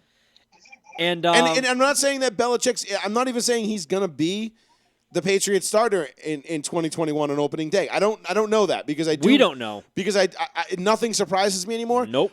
But if he is the Patriots starter in 2021, I have complete faith that this will be an 11-12 win team. So Pat, I'm also going Yeah. to throw something else at you too. Hypothetically, oh shit, where was I just going to go with this? Oh god, I lost my train of thought. Son of a bitch, I'll come back to me. I do that. Squirrel. Yeah. God damn I it. don't know. I'm really happy. At least they did something. At least Belichick definitely got something up his ass. At least he did something, and not just gonna keep drafting and failing in the draft. That's what my watch. I wasn't trying to be a jerk to Joey, but I thought the Patriots would get Watson just because I thought they'd just give up all the draft picks because they're sick of drafting. But No, that would make a ton of sense. But the problem is that Watson has the no trade clause, so Watson has to want to go wherever they're going to trade him. Which is why I don't think it happens on draft night, because they have to call him on draft night. Hey, you want to go to this team right now? And he's going to be like, no. He's going to be like, he's going to pull the Natalie Portman. I don't know. Will you please open your wormhole? Like, no, I don't know if that's going to be. I don't know if that's going to be the case, Pat. But no, I think. I don't think Watson's going to New England. I mean, at least it hasn't been on anybody's radar yet. Nope. So Yeah, I'm cool no one with is it now. no one has said anything about Watson even having an inkling of wanting to go to New England or Houston or New England even being in the running for And Watson. that's how the Patriots always operate, though. You knew nothing about the free agents until they all signed. We kind of knew the only guy was Hunter Henry, sure. Oh, But no, that's not fair because the Patriots, for the first time in basically our lifetimes, the Patriots had what seemed like unlimited money to spend in free agency. they still do. And they did that. And they went and they got good name guys. They got big name dudes and For real. and I love what they've done. They've got Patriots. They went out and they signed Patriots. They might not be the sexiest name. The French Godot or whatever from Miami. Godot. That is a Patriot guy. Judon is a Patriot guy. Like, those guys fit Bill Belichick's system. They fit sure. what he does. For sure. So this is why it makes a lot of sense that they did this. That being said, everybody was on the table for the Patriots this year. Everybody. They had all the money they could want. It didn't matter. We've You been want Kenny Galladay? You got Kenny Galladay. We've been You want conditioned to Allen think, Robinson? You though- got fucking Allen Robinson. Like, you can go trade for him. Like, whatever. But we've been conditioned Galladay to really think. wants to see Matt Patricia's fat ass again. No, apparently Galladay had no problem with Matt Patricia. No, that was just Stafford. Okay. Just Stafford must feel like an asshole right now. He's like, I said absolutely not to New England. He's like, fuck. Why? Because I don't know. Brother Stafford's weird. That whole thing, he went to go play with his close off-field friend and like the coach, and I was like, that's weird. That whole Sean McVay story just came off as very weird and cringy. I like it because McVay, I mean, Stafford, hot wife. McVay, hot girlfriend. Makes sense. That's his wife now. Isn't McVay married? Is McVay married I think now? He's married. Veronica, what's her name? Veronica Combe. It's probably McVay now. I don't know. I still say Goff's girlfriend was hotter, but whatever. I don't know. I think Goff was just trash. I still think he's trash. I don't care if he's trash or not. His girlfriend's not. Whatever. I'm not going to go any further than that. Although I could, because I know for a fact my wife's asleep right now. But I will be a gentleman and I will leave it. You there. hear the broom banging on the ceiling. Not asleep. Are they wearing clogs up there? but Pat, I am very, very, very confident we're gonna have a much better season. Awesome. I have a lot of opinions about the AFC East. I think it was an overblown disaster of bullshit last year. I'm still not a Josh Allen fan. I'm waiting for him to prove me wrong again. If he has another great year, awesome. Apparently, the Bills signed Emmanuel Sanders like an hour ago. So, they did? Yeah, the Bills signed million. Emmanuel Sanders. No shit. So- I didn't see that. So they cut Josh Brown for Emmanuel Sanders basically. So they got slower. Oh, that is out fucking standing for the Bills. Yeah, so apparently the Bills were trying Really? to. The Bills offered Janu Smith, I guess, a similar contract that the Patriots did, but the Patriots said, "We'll just guarantee more money if you come here." And he's like, "All right, I'm going to New England." So it's just, I don't know. I really think the Patriots could literally win the division again. Gut feeling, Wow. even with Cam, all Cam's shoulder mechanic problems. I'm telling you, Tight ends. it's just Yeah. it just feels like the Patriots know exactly what they want. They said we're going to go get these guys. This is what our roster is going to look like. This is what we're going to do next year. It's going to be a completely revamped offense, a completely revamped defense, and we're just going to be balls to the wall again. Awesome. That's just my 2 cents. All right, guys. Thanks for answering my questions. Hey, You thanks, guys Pat. Have a good night. I'll Pat, be thanks for the listening. call, Hey, buddy. good luck studying. Yeah, Jake, have a good And week, hey, guys. Pat, just so you know, if you don't want to leave Facebook open, you can listen to audio only, Mixler.com. I pinned the tweet at the top of the chat. Oh, I'll be watching you guys till the end now. I'll be watching. Okay, Awesome. I'm Thanks, just bud. saying, just throwing it out there. Thanks, sir. You guys have a good night. You All too. right, buddy. Shake it easy. I just want to let people know that if they want audio only, if they want to listen to the live audio of the show. Now, the show will be up on Spotify after we're done. Right after the show is over. Yep. First thing I do is I download the show, I get everything going, and I start clipping everything, and then I upload it to Spotify, Apple, iTunes Podcast, Google, whatever, fucking, Yep, I don't know, yep, Google yep. Music, whatever it is. All those different places. Google music. But if you want to listen to the show live and not tie up your phone with Facebook and having to watch us, you can go to mixler.com/Joey-Fats. It's the audio only.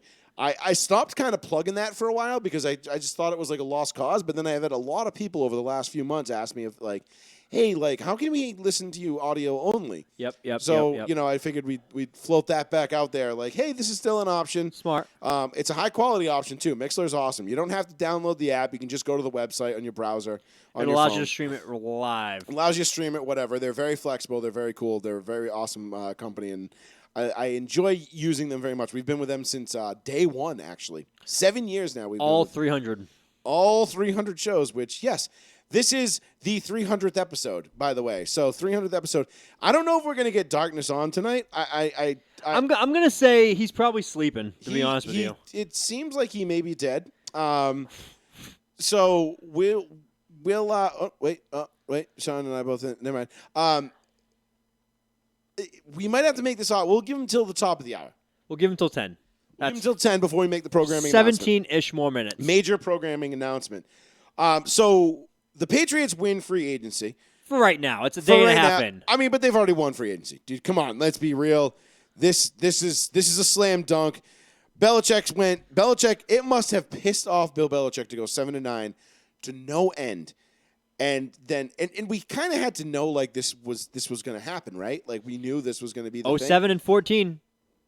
Oh my God, every 7 years. 7, 14, 21. Holy shit. Oh my God, we figured 2028 we are fucked. Belichick at 77. Fuck it. Let's Belichick go. at 77, he's like, I'm taking what's Peyton Manning's nephew there or whatever. Joshua. I don't Yeah. know his name. No, fucking Josh Manning. Peyton Manning's son's like old enough to play. He's like, fuck it, I'm taking him. Well, Brady's son be that time. Bro, you don't want nobody who kisses their dad in the mouth playing. Shut He's the like, fuck out. he's like, listen, bro. He's like, your dad pulled that shit. I sent him out the fucking door. I ain't bringing you in, bro. Do you think Brady, seeing the offseason, I mean, he won it all last year. Do you think Brady was like, if I only sat through 1 year of like a semi-rebuild year, I could have No. retired in New England? Because I don't think he believed. Because I don't know if he knew that they were going to be able to get back to a Super Bowl with that team. I think you're right because he also talked about He took a chance and he won a Super Bowl. He wanted to do what Manning did. He wanted to be another guy that won 2 Super Bowls to different teams. I mean, Peyton He did talked about it all the time. Peyton did it better, but whatever. Nope. Yeah, he did it first. Did it better. He did it first. That's it. I mean, he didn't break any records with his second team. He didn't reset the touchdown record. No, like he didn't. Peyton did. Just saying. Brady's gonna be old. He as didn't shit. have the best. He didn't have the best 3-year run of any quarterback in NFL history, Oh, like wow, Peyton wow, Manning did wow. when he went to Denver.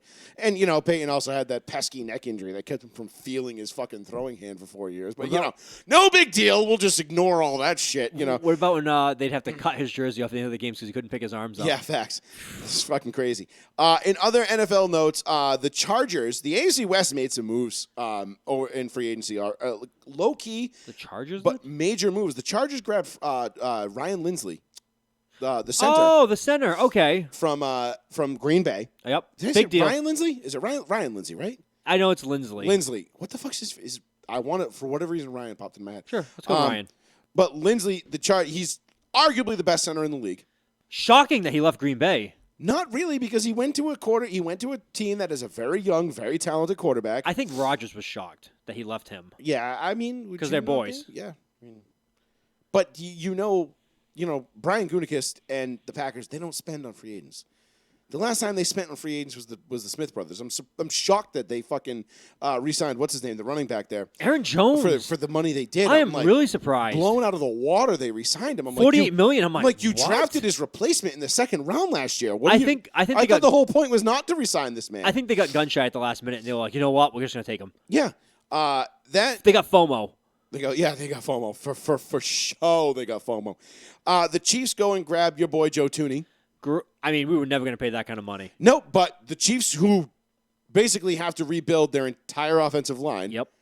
have now put a piece in. Hey, They still need 2 tackles, great for Tooney. I mean, the guy Tooney's- he was Mr. Consistent. and he's going to a place where he's going to be able to. His consistency will show through, and he will be rewarded with success. Because the Chiefs, unfortunately, the Chiefs aren't going anywhere. Yeah, and then you put him at guard. He allows no pressures, and he just shows up to work every day. He's like just a guy that you never see at work, but you're like, oh, he's always fucking there. Mm-hmm. And you're like, oh, he must be good at his job because I never hear anything about him. And it's Joe Tooney. He's that guy. And then he finally gets his payday. Great for him. I'm so happy for him. Yep, Like, that's Joe awesome. Tooney, and then the other one was the Raiders get Ngakoue, defensive end from the Jaguars. I did not want him. He gets reunited with Gus Bradley. Yep. His defensive coordinator. And that's who killed it for him. And, Ngakoue, for what it's worth, he is a pretty terrific pass rush specialist. Sure, he's just a dickhead of a person. And that being said, he will have less than 0 impact on the Raiders' win-loss record next year. Why? Because guys like that go to the Raiders and they just disappear. And not only that, but the Raiders' defense, I mean their team in general, but their defense mostly, is fucking trash. But I don't understand. Garbage. Why did they go and target a defensive end first overall? Like, why was that their top need they wanted to address? I don't know. Like, outside of Mad Max, like, what do they have? I don't know. Like, Clinton Farrell, like, people are like, well, he came along at the end of the year. Like, dude, no. Like, they He was reached on drafted him. 4th overall or Four- something like So I that. thought it was 4th or 6th. I wanted to say 6th. It was in the top 10. Instinctively, I said I wanted to say 6th, but you could be right. They reached I think it on was 4th. They reached on Farrell. Big time. They Regardless. had to. They reached definitely on did. his ass, and that's why their defense is shit. They reached in that cornerback, too, they took. They had those 3 first-round picks, and they whiffed them all. 1 winning season since 2003. I know. The only team in the NFL. I know. The only one. And they're still trying to get rid of Even Carr. the Lions and the fucking Browns managed to have winning seasons in that period of time, I don't get it. or more than More than I should say. one. Yeah. I don't get it. I don't Isn't understand. that crazy? The Lions managed to have more winning seasons in that period than the Raiders did. That's actually quite shocking. That is fucking If you fascinating. would have bet me an hour ago before you sent us that meme or 2 hours ago, I would have said, "Oh no, it's definitely the Raiders have more." Yeah. I would have been wrong. I'm trying to think of still trying that's I want to say there's a 6th receiver. drafted in the first round since like 95 that won with the team that drafted him. But We did this like a few weeks ago too. months ago. Months. Was it months months ago? Yeah, it's been months. 774-992-8702. That's the phone number if you want to give us a call. Whatever you want to talk about. It's all on the table right now. NFL free agency. One thing we got to touch on, too, is Drew Brees officially calls it a career. Good for him. I know that we didn't see this coming, but he retires with, the all. I mean, do you know Drew Brees is the only guy, I think he's got, 5,000-yard passing seasons? Mm-hmm. No other quarterback has more than one. Nope. And he's never won MVP. Which is fucking, I mean, It's not unbelievable. If It's that's not not unbelievable. some fucking like, He should have won it in 09. 100%. no, Manning was a fucking killer in 09. So was Breeze. Yeah, but no, Manning. But you got to remember, that was the year Manning took. The Colts went 14-0, and the Colts came from behind. Remember how many times they came from behind, and Manning let them down? It was like Miami, New England. There was games against Tennessee, and against the Texans. Like they got down early and big a lot that year, and they came back and won them. I think Manning solidified his MVP run in 09. But that was his closest year. But statistically, it wasn't even his best. It wasn't his best, but that was his I closest think year to winning 2011 was probably the year he probably should have won it, but Yeah, they but gave it to Brady because they were like, well, he threw 32 touchdowns, but he only threw 3 interceptions, so fuck it. Well, Brady was like super efficient that year. That's why. Yeah, but That's the reason. That's the only reason they gave it to him. Brian, to answer your question, that is Don Julio. Don Julio Tequila. You know what? I got my stimmy coming in tomorrow. I might go splurge on another handle of Don Who. It's St. Patty's Day. Why not go Mexican, right? Oh my God, that's tomorrow. Yeah. I don't know. All these days just fly by for me. Oh, wait. Yeah, no, I mean, I got a thing of JMO downstairs. I don't need anything else. I can't believe tomorrow's St. Patrick's Day. As me, Tomorrow, and being an Irish. Happy early birthday, Uncle Patrick. Hey. Gotcha, bro. My uncle's my dad's youngest brother. Nice. Yeah, great dude. Funny as shit too. Call him up. Smart guy. He does the same shit you do. He's like numbers banky guy. Oh, okay. Yeah. I don't know what you're talking about. I don't do that. I mean, his son won a Grammy for reals. What? Yeah. My cousin's actually an extremely talented musician. Extremely. Like he has a Grammy. I don't know about this. I've never told you about this? Nope. I mean, dude, the kid lives in New York. Like, he just fucking balls out. Like, he's been playing piano. Like, he would, like, remember at Thanksgiving, it would just be like, okay, Sean's going to play the piano. We'd all be like, all right, fuck it, gather around.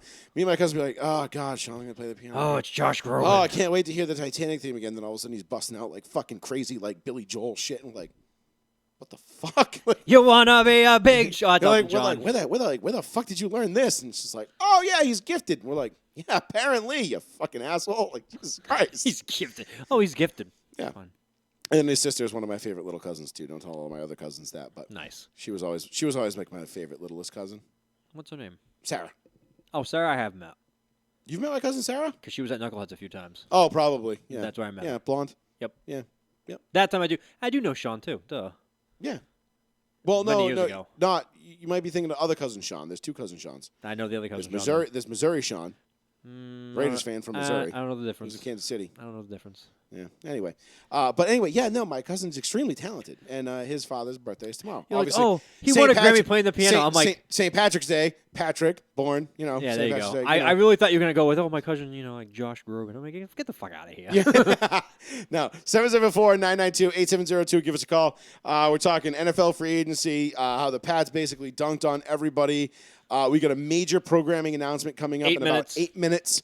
For those of you that are still listening, if you are listening on Facebook and you want to just tune into audio only, go to the link that I pinned at the top of this post. Mixler.com/Joey-Fats. Yep. And you can grab it right there and go ahead and listen to the audio only live, which is nice. You can also go back and listen to all of our old shows. They're all logged on there on the show All reel. 299 up to 300 today. 300 today. I think it's actually off by 1 because we had a misstep in there. Oops. At some point. 300-ish. A little blooper. radio little one. But got a couple people listening on Mixler right now, so they're getting the benefit of that. So don't be shy. Click that link. It's going to ask you to download the app. You don't have to if you don't want to. Skip it. We encourage you to because it is a good app, and it is there is a lot of other stuff on Mixler too, besides us. But we are obviously the best thing that Mixler has going for them. So check that out. You can always grab that anytime. We'll be on Spotify within an hour after the show as well. So Yes. you can check that. But then let's go back to the Saints news really quick because the Saints had 2 more quarterback signings after Drew Brees' announcement. Yes, let's talk about this. One being Sir Jameis of Winston.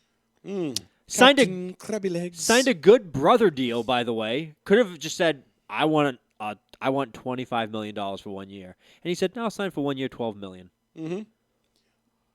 Big favor. That was a big favor. Do you think when Drew Brees was like crying, leaving the field, telling him like, "This is your team now"? Like, do you think that had like an impact on him? He's like, No.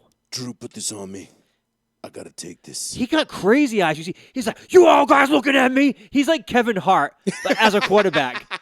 If you had Kevin Hart play a quarterback, you would be playing Jameis Winston. He's like telling jokes. You would suck my fingers off for a W, guys.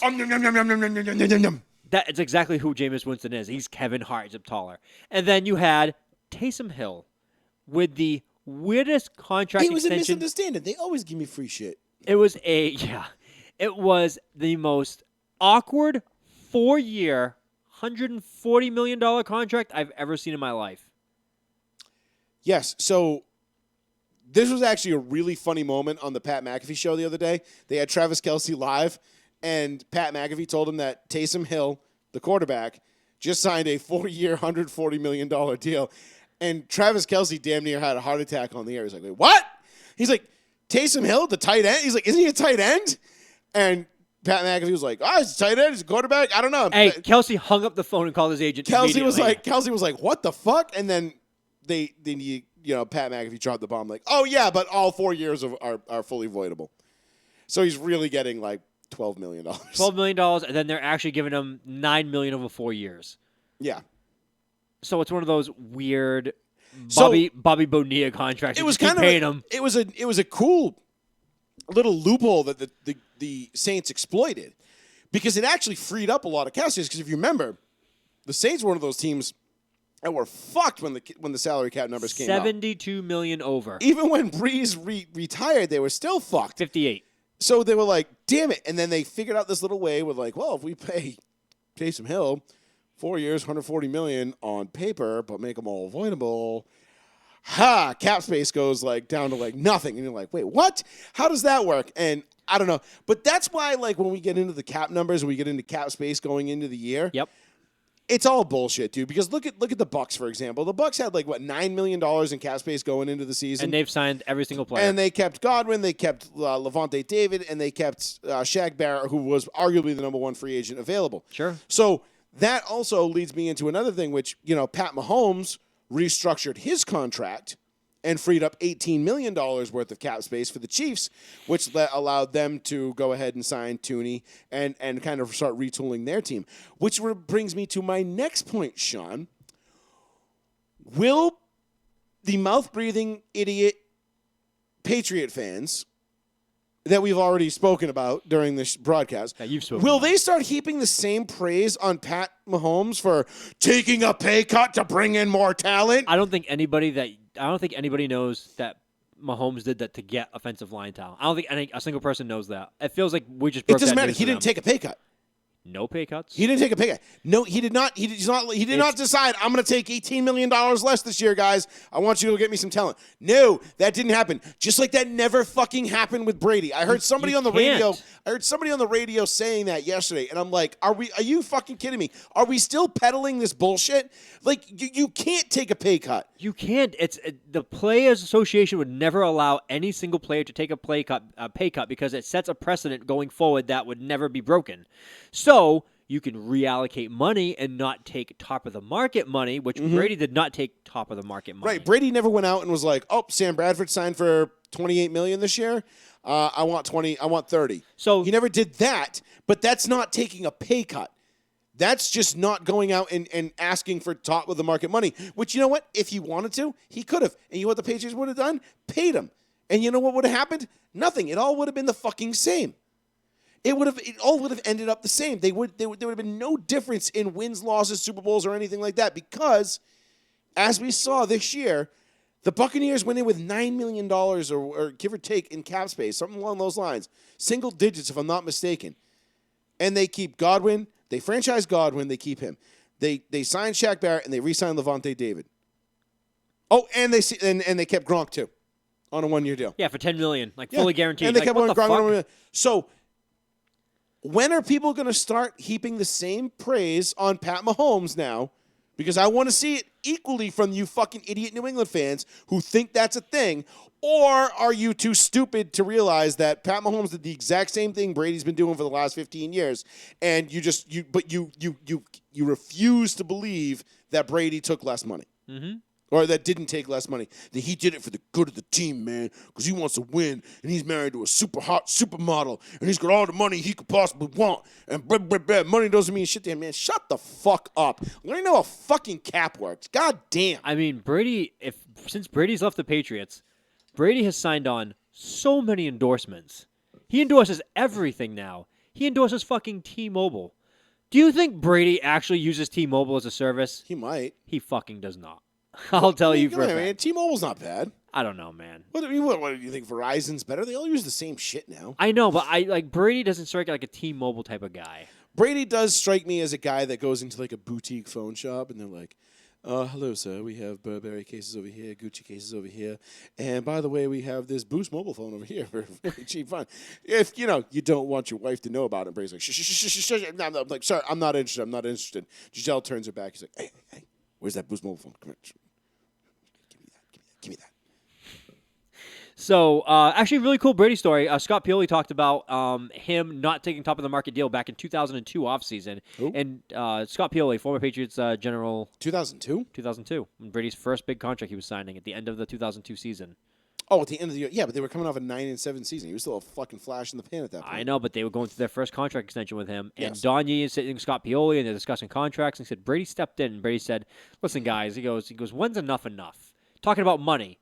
Cut his own agent off. Cut Scott Pioli off. He said, guys, when's enough? He goes, if you offer me $10 million a year for 3 or 4 years, that's going to set me up and my family up for the rest of our lives. Like, as long as you promise to reallocate those money so we can win games, that's what I care about. And that was Brady's philosophy back in 2002. We've all know the story of what he's gone through. Right, many and times. that's all fine and well. That's Every great. quarterback's done it. Peyton Manning did it 1,000 times. You just never heard about it because you didn't live in Indianapolis. Exactly. And what you can't do is, people, I don't know who started this pay cut thing. Someone said the word pay cut, and then it started like a small brush fire in the California woods, and it just exploded into like a storm, and just like Must have been climate change. I don't understand. Greta Thunberg is fucking losing her shit right now. It's not a pay cut. I am the biggest Brady fan you'll ever meet. I'm pissed at him that he left, but I'm the biggest Brady fan you'll ever meet. He cannot physically take a pay cut. It is a reallocation of funds. And he never did. If you want to argue that Brady not taking top of the market money every single year, a quarterback re-signed a new deal, because we all know how that goes, right? And I've heard this argument from a couple of people, and it is the dumbest fucking argument I've ever heard, because it goes two ways, right? They say, well, Brady never took top of the market. Well, yeah, he did. When he signed his deals, he was getting top 3, top 4 money in the market. He might not have been the highest paid guy annually or against the cap, but he was getting plenty of money in that general thing. Well, he could have gotten more than all those guys. He's the GOAT. Okay, calm the fuck down. First of all, no, he's not. Second of all, you don't always have to set the market in order to be well paid. Like, that's a fallacy. That's connecting two dots that aren't there. Just because you're the highest paid, i.e., I don't know, Jamarcus Russell for that 1 year. Sam Bradford. He's a rookie. Matt Stafford. Like, all those guys that got in right before the rookie wage cap went in. Yep. Eli Manning was like the highest paid at one point when he signed his new Ridiculous. deal. That lasted 1 year. All those guys get surpassed. Everybody gets surpassed the next year because a lot of these guys say, yeah, give me the money. No problem. Give me the money. You know why? Because they know that the teams can work around it. They know they can work around it. Brady, if you want to make the argument that Brady took a pay cut because he didn't demand year in, year out to be the highest paid quarterback in the league, that's retarded. And I have a bridge for sale in France if you want it. please call me. 774-992-8702. That being said, those same people that would sit there and say, well, Brady took pay cuts because he could have been the highest paid every single year, are the same people that fucking cry foul anytime a player holds out because he wants more money. That is Those true. are the exact same fucking people. So by their own logic, they create this scenario to make Brady into this martyr, into this guy, this like all-knowing, godlike, team-winning God. All that matters is winning, Well, he is. and I just do it for the fans, man. He does. Like, no, he doesn't. He doesn't give a fuck about you. Could not give two fucks about you fans. Trust me. Those are the same people that when, Julio Jones is like, bro, I've been the best wide receiver in the league for 5 years now. I want a new deal. Every year. And they're like, fuck you. You're a piece of shit. You're a fucking selfish son of a bitch. Like, get the fuck over yourselves. Brady never took a fucking pay cut to stay. Like, no, that's something that was made up. Again, like you said, I don't know who said that, but it was like the first time Brady restructured his deal in like 06 or 07. And I think it just happened to coincide with him trading for Moss. And everybody's like, he took a pay cut so they could get Moss. And it's like, no, that's not even remotely close to what happened. Then the league doesn't work like that. You get a 2020 situation where you keep kicking the can down the road. Eventually, you can't kick the can anymore down the road, and you're going to have to pick it up. And Yeah, just ask Danny Ainge. you're gonna, you fucking asshole. He's about to be in the can. This year. And anyway, so 2020 was that reset year for us, and that's what happened. Like, you have to pay the piper at some point, and eventually, Brady at 45 or 2020 has years been a old- year of great resets. Let me tell you. Yeah, 46. When Brady 2 more years. from now- Infowars.com. Stop. 2002 when Brady's 46 in 2023, the Tampa Bay Buccaneers team is all done. They have one more year to basically win it all. That second year, they're going to have a lot of cap problems already, and they have to start letting guys They go. will, and but shit. the cap's going to get expanded, but it's going to be whether or not the guys are worth it. We all know how this goes. Again, what was the point we were just making, right? These guys, I know it's they're cap wizards. You can have $9 million in cap space going into the season, and you can re-sign Rob Gronkowski, Shaq Barrett, Chris Godwin.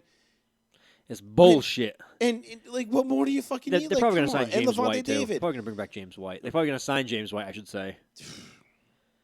I mean, whatever. It doesn't matter. The thing is in the NFL, you can create money Yeah. by just moving it around. That's what the league is now. It's not about who has the most money going into free agency. It's who has the most freedom to do what they want with the money that's already on the books. Mm-hmm. And who can move it around and be the slickest about it. It's all about making the numbers work, right? Mm-hmm. 774-992-8702. Make those numbers work on your keypad. Give us a call. We're about to dive in here. We got a major programming announcement. We're a few minutes late. A few minutes late. I thought maybe we would hear from Darkness, but No, I think he's out cold. I think Darkness might be dead. So Spoiler alert, he's not actually dead. he's not actually dead yet. Well, I mean, none of us are dead yet. I hope he's not, because this major programming announcement hinges greatly on him. So, without wow, him, what a selfish asshole.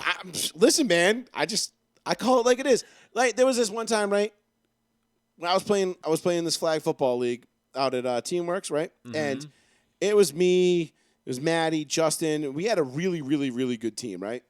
And our best receiver the session before, it was Aaron and Craig.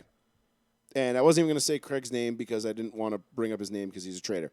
But we had Aaron and Craig on the outside. Maddie was like our number 3 option. Justin was killing it. We went undefeated the whole season. We always lost. We've found a way to lose in the playoffs. Whatever. Okay.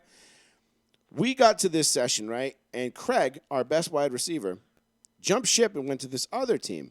Fucking Craig. Craig, our best receiver, went to their team. And he became like their 5th best option. Now, if you knew Craig, Craig was nasty. So we get our regular season matchup against them, and we're all fired up. We're like, fuck them. Like, we play defense. We know how to play. We're going to fucking punch them in the mouth. Ooh, we going to play the Kendrick Perkins defense? We tried. Ooh. So we get to the first, the first half goes like, we kind of, back and forth. It was like 20, I think it was like 20-13 or something like that at the end of the first half. Second half, they just blew the fucking doors off of us. And they started playing like they could. And we were just like, holy shit. I mean, they had this kid. I don't know his last name. His name was Cam. Big, tall, white kid as a wide receiver. And he just went out, and he was just, dude, this kid was fucking awesome. Cam. He was just, dude, he was a fucking crazy athlete. And he one-handed a ball, right? And he high-pointed. He one-hands it up here. And our DB, and I won't mention his name, he fell down at his feet in the end zone. And he just stood there with the ball up like this, just staring down at him. Gay. Like, in the end zone. Like, flexed on him so hard. And I was just like, ugh. Oh, no, we broke it. That wicked sucks.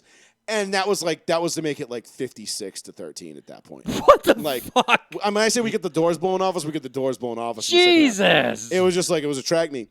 And on the way home, I remember telling the guys, being like, look, guys, like, We got to kill Greg. we're playing for second place this session. Like, there's, even on our best day, Yep. we can't beat them.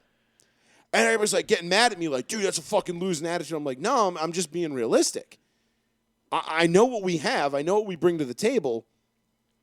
Even on our best day, we can't beat them. We will not beat them. And sure as shit, we got smoked in the playoffs. I mean, destroyed. I think they blanked us in the playoffs, like 60-something to nothing. Like, and it wasn't because of lack of effort or just they were more talented than we were. That's where I fall in. I'm a realist. I'm a realistic person. I understand. How did we get to this story? I know you brought something up, and anyway, but I'm a realist. I look at things objectively, and I say, yes or no. Like, that's kind of how it goes. Okay. So anyway, because darkness hinging on, you call me being selfish, because if darkness is dead. Was Keith in this flag football league? And no. But I got called selfish and an asshole and all this other stuff because I was saying, like, we can't win. And I'm like, no, I'm just being realistic. I'm being realistic. If Keith's dead, this major programming announcement doesn't go off here without a hitch. Like, this is a big deal. No, Jared can fill in. Yeah, Jared fill in. So, major programming announcement. 10:10 p.m., March 16th, 2021. The COVID is behind us. We are on the downslope. Row 1, Seat 1 is on the upslope. Starting in 2 weeks. 2 weeks. March 29th.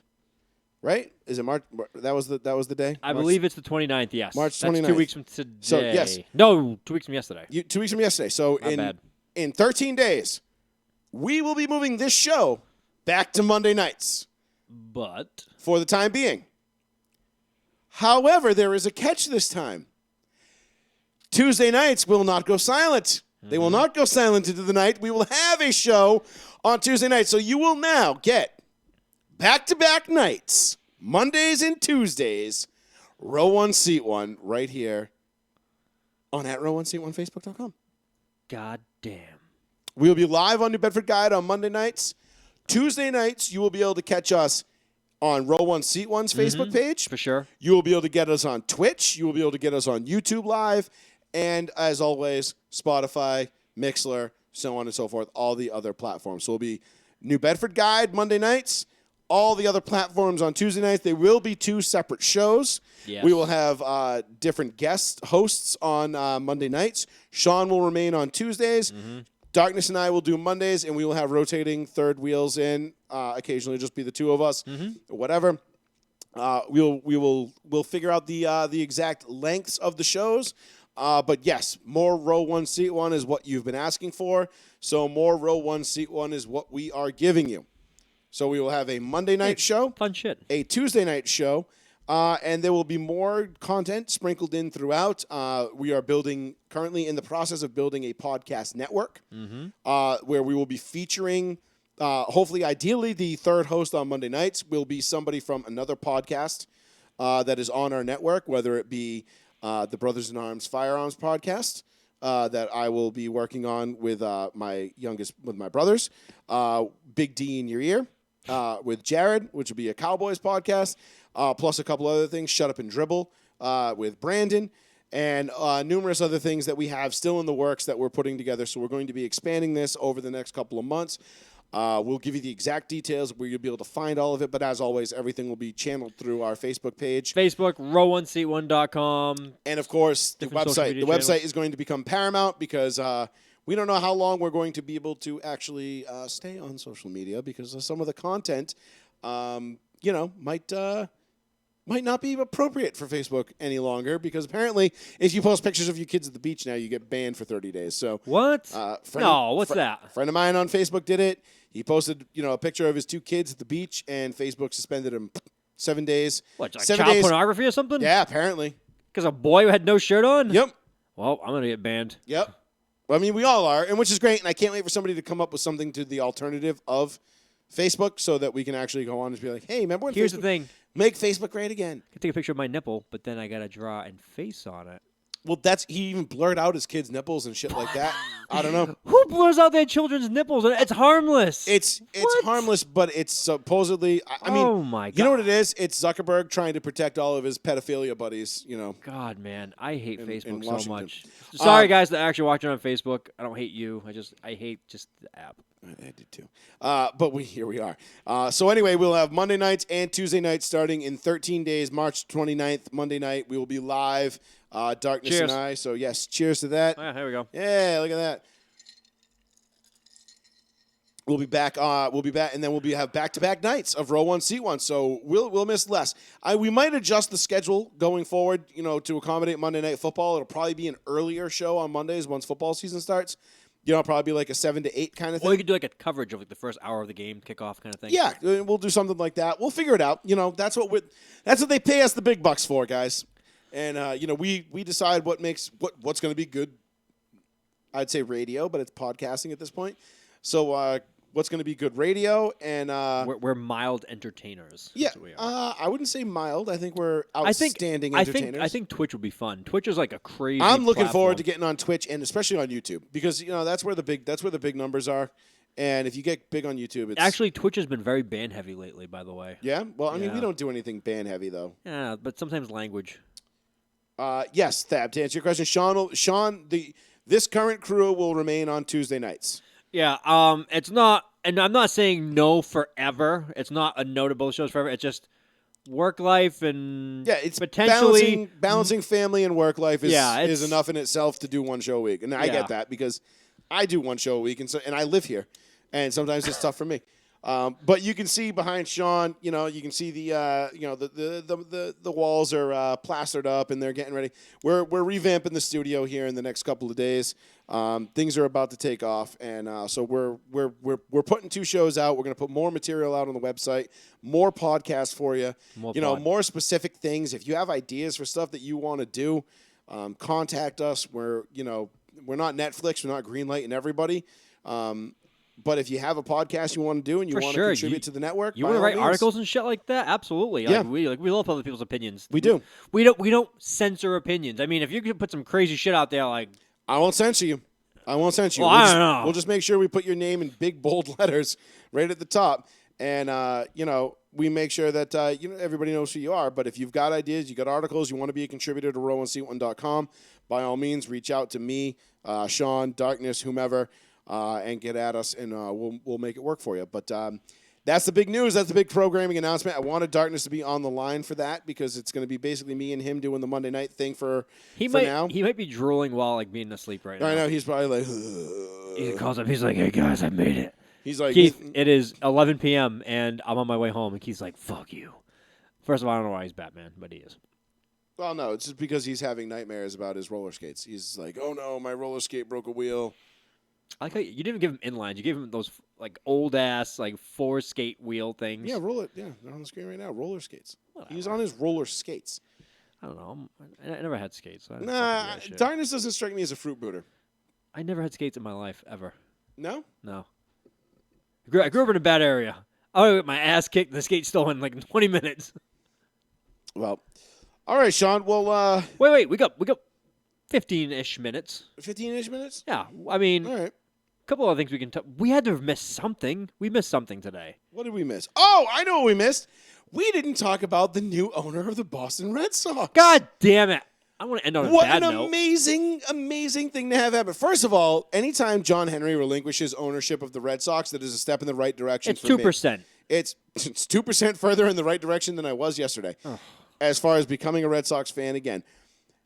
LeBron James has reportedly become a 2% minority owner of the Boston Red Sox, Which makes all the sense in the world because he already owns the Boston Celtics, so he may just, get on train and, say, fuck it, I'll own the Red Sox too. I don't understand. Like, the Red Sox ownership group have to be the dumbest, can't read the room fucking owners in sports. Without a doubt. I've been saying that for how long now? I know, but it's just like, hey guys, look who we just brought in. It's LeBron! And fans are like, as what? An owner? And they're like, are you fucking kidding me? They're like, wait, what?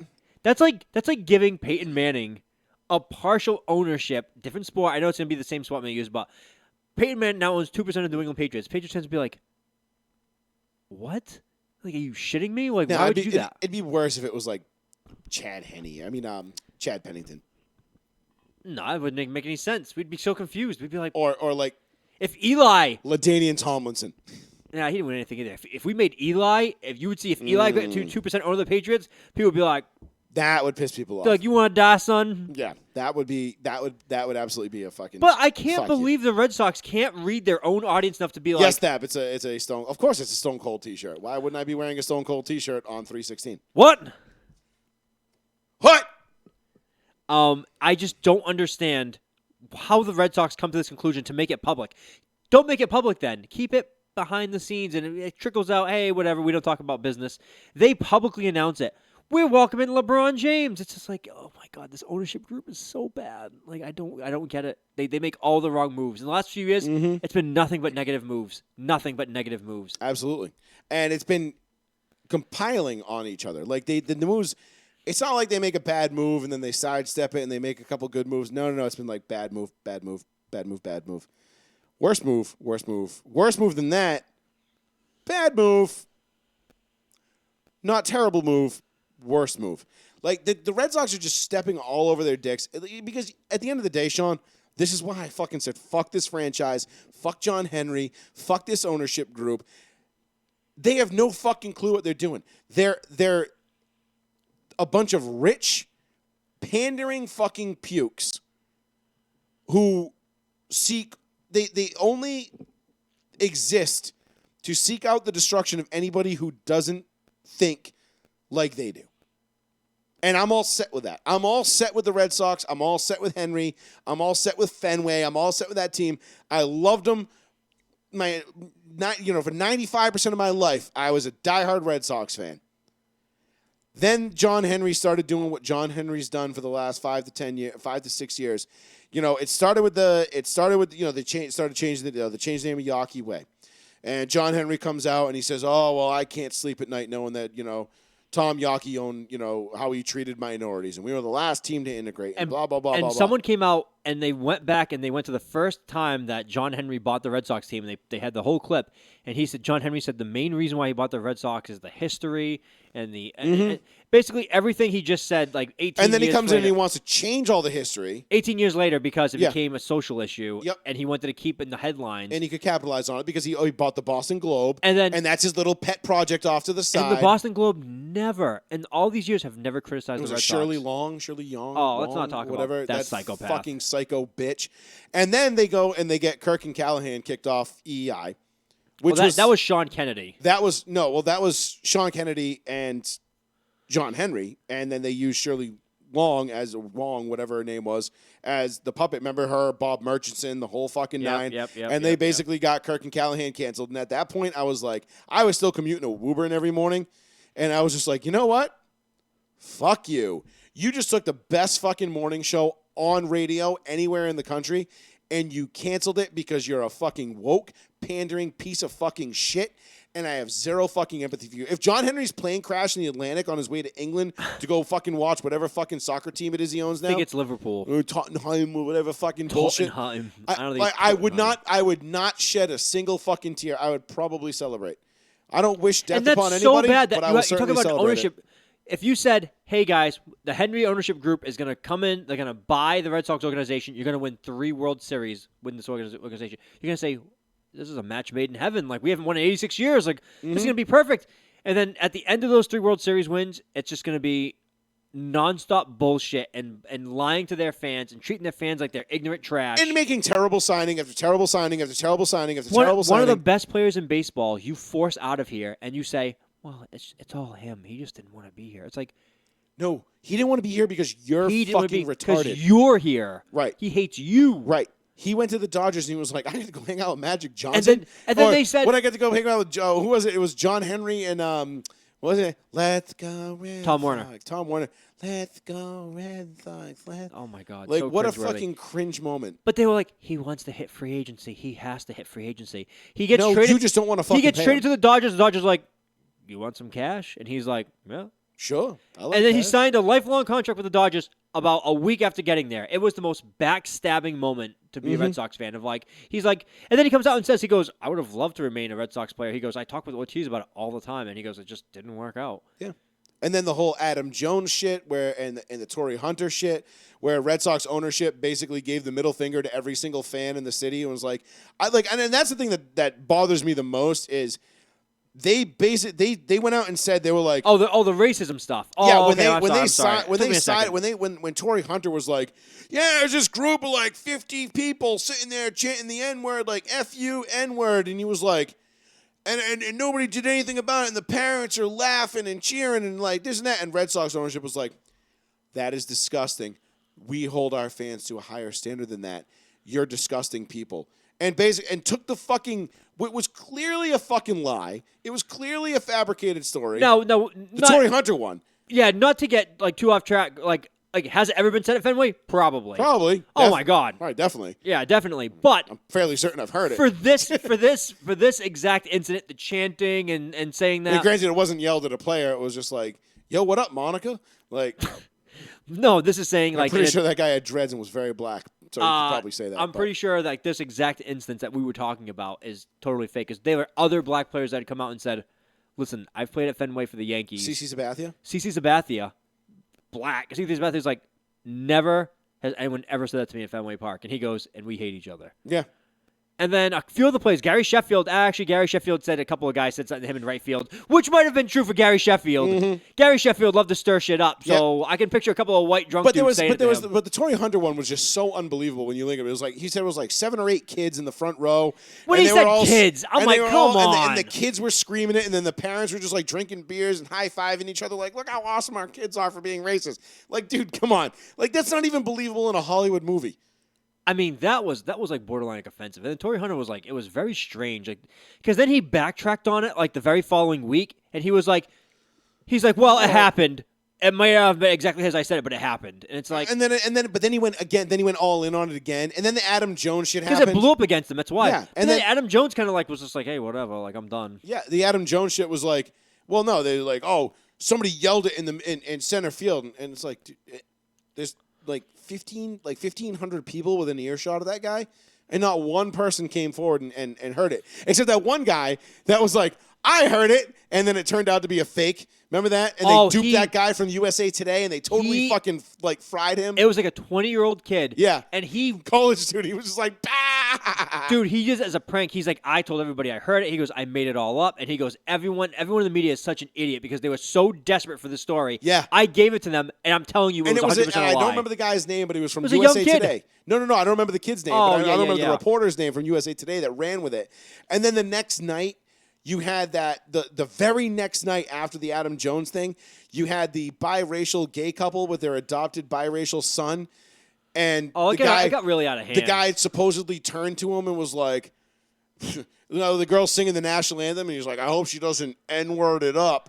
And he's like, and it just so happened to be like this nameless, faceless guy that we never found out who he was, but he just so happened to say it to a Boston Globe reporter who was a biracial gay man. Listen, bullshit. It became the Red Sox became nothing but drama-filled bullshit stories to stay afloat because John Henry couldn't handle that the Patriots took up all the headlines for one reason or another. And now they have a hate hoaxing minority owner. Fits right in. But I don't know. Like as a Red Sox fan, like I've never felt so disconnected from my favorite team growing up. Like I literally feel like I don't care. I dropped them on their face. Like as soon as that shit happened, dude, it was so easy for me to just be like, fuck you. And it's not because You know, it's not because of the team. It's not because of the fans. It's not because of any of that. Because it was always fun to have at least one team in New England that like I could go to a bar and root for the same team as everybody Sure, else. yeah. Like that was fun. Like for example, the Bruins in 2011. That was a blast. You don't have a connection to hockey. I know, but it was a blast to go down to Knuckleheads. Hockey's fun. And all the Bruins fans are sitting there and I we're was there. all rooting for them. Right. Yeah, actually, and then, Kayla's friend knocked herself out at the bar. Which one? I'm not gonna say her name. Oh, okay. Anyway, I don't remember that. I was there. We were all there. That was fucking awesome. She Game knocked 7. herself out. That was amazing. They blew them out like what, 7-1? It was over in like the second period. Shit in the Canadians' mouth. Yeah, no, it was Vancouver. The Canucks. That's right. I'm sorry. It was Luongo was in goal. Luongo. Remember the two twins, the Sedin twins? Yeah, whatever. I don't remember. But that was also the year of wasn't that the year that the fucking the kid in Montreal cried foul too? Yes. Saying he heard the N-word in the garden and all this Oh, other shit. no. That was a different year. That was a different year. Yeah. Oh, no, that was the year. I think it was fast forward a couple years, the year when Montreal wanted, like, Chara pressed with charges for, like, They called the French Canadian police, like the Mounties. Yeah. They're like, we want this man arrested. Yeah. He's like, for what? I was on the ice. He's like, you attempted murder. I was like, fucking Canadians. Go buy a gun or something, you fucking flappy-headed bastards. I hate Canada. God, I hate everything about them. Canada's harmless. I know. They they just think they're people, and it's like, shut up. They're just so opinionated. You're America's hat. Why do we don't care about you? They're just so opinionated about hockey. They don't care about anything else. I feel like as like an American, anytime like a Canadian speaks up, we just get to be like, go ahead. Keep talking. We already told the British what we think of them. We've told the French what we think of them. You want us to tell you too? Like, every time I go to Canada, I'm like, God, I hate these fucking people. But I continue to go to Canada friendly. because it's just so fun to dick on them because they're like, hey, that's all right. Yeah, then they turn around and talk their shit. That's all right. I They're from Irish. Yeah, they're from Ireland of Scotland. Fuck you! It's St. Patty's Day, motherfucker. They're French Canadians. Yeah, French. The French Canadians are the first, the fucking worst. There's no Canada like French Canada. It's the worst Canada there is. Ha ha. Dude, but then you go further north, and it's just like mountains and snow, and everyone's go to like Nova Scotia. That's where it's at, dude. Like that's where Trailer Park Boys went down. I could totally go hang out with like Julian and Ricky. That's some funny shit. R.I.P. Miss Leahy. So I am disgusted as a Red Sox fan. Just like it's one thing after another. Just LeBron James owns part of your team. By the way, the Red Sox social media team, huge problem with pronouncing a certain player's name. They accidentally don't do the hyphenated E. So it comes across as a racial Jewish slur when they write his name. Ooh. And then they have to delete it and then put the hyphenated E. Is it the same one that Myers Leonard said the other day? Yeah. Oh my, yes. Ah. That name Hernandez. So the Red Sox team is like Kiki, right? Whatever, It's however Kiki. you want to say it, sure. And then they actually put no apostrophe E or the little hyphen over the E, and they're like, delete. Let's go write this again. Whoops. Yeah, we can't have that shit. Not today. Not in today's world. You cannot because I don't know who they are, like who the cancel culture people are. Like we saw it here with Kirk and Callahan. And we know it was the Globe and Bob Murchison and Shirley Long or Wong or whatever her name was. Yeah. Like we know those are those people. Like they'll go after you. Like Turtle Boy writes an article about it like once a month. Nobody can come after us because we don't have any advertisers. Mark Cuban loves cancel culture. Owner of the Dallas Mavericks. He hopes that cancel culture comes after him. He's like, it's the best marketing you could ever buy. He goes, whether it's good cancel culture or bad cancel culture, you're gonna get 100% attention, and you're gonna have people fight for you one way or another, and your name is out there 1 million %. And he goes, I wish someone came after one of my products. He goes, please do. He's not wrong, and he's a very smart businessman. He's never gonna fall. Mark Cuban will never fall. He's a brilliant man. But Mark Cuban's also his own boss, and no one's going to cancel Mark Cuban except himself. Exactly. Who's going to cancel themselves? That'd be like me being like, you know what, guys? I'm stepping away from the show. I'm going to shut it down. I've said some things that I maybe shouldn't have said. Kiki Hernandez. Suck my dick from the back. That's how it goes. Anyway, thank you, everybody, for joining us. We're going to wrap it up right there. We will catch y'all next Tuesday night. We'll be on our regular scheduled programming. And then the following week, you will have a Monday night and Tuesday night show.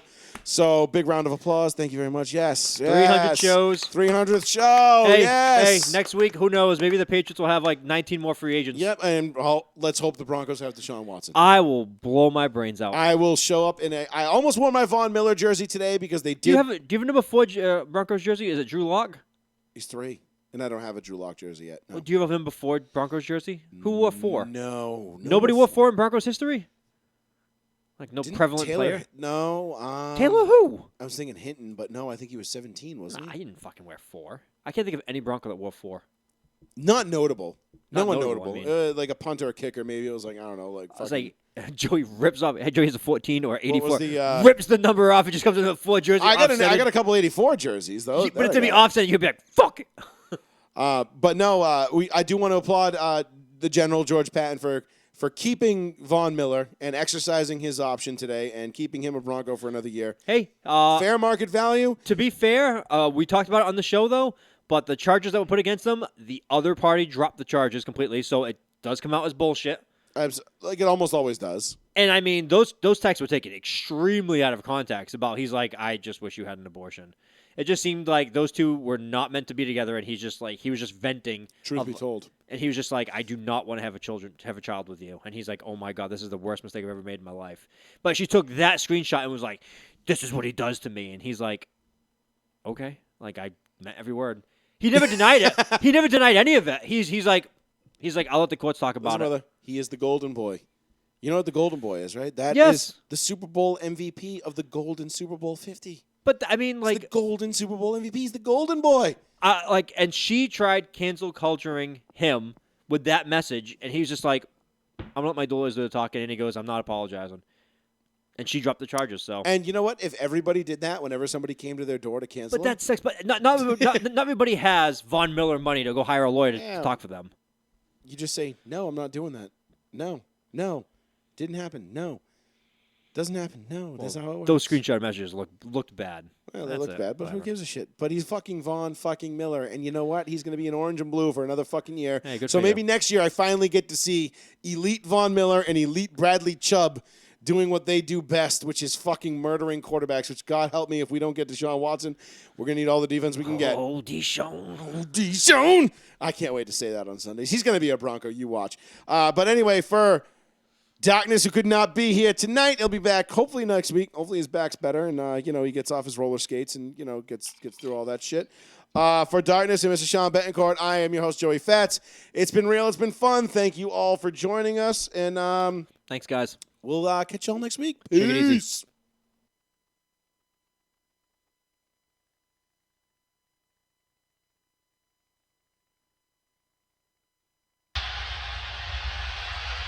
What? What?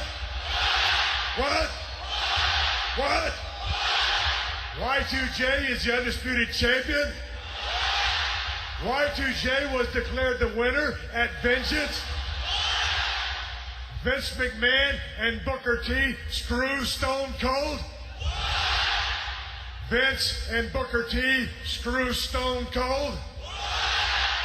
I said Vince McMahon and Booker T screw Stone Cold.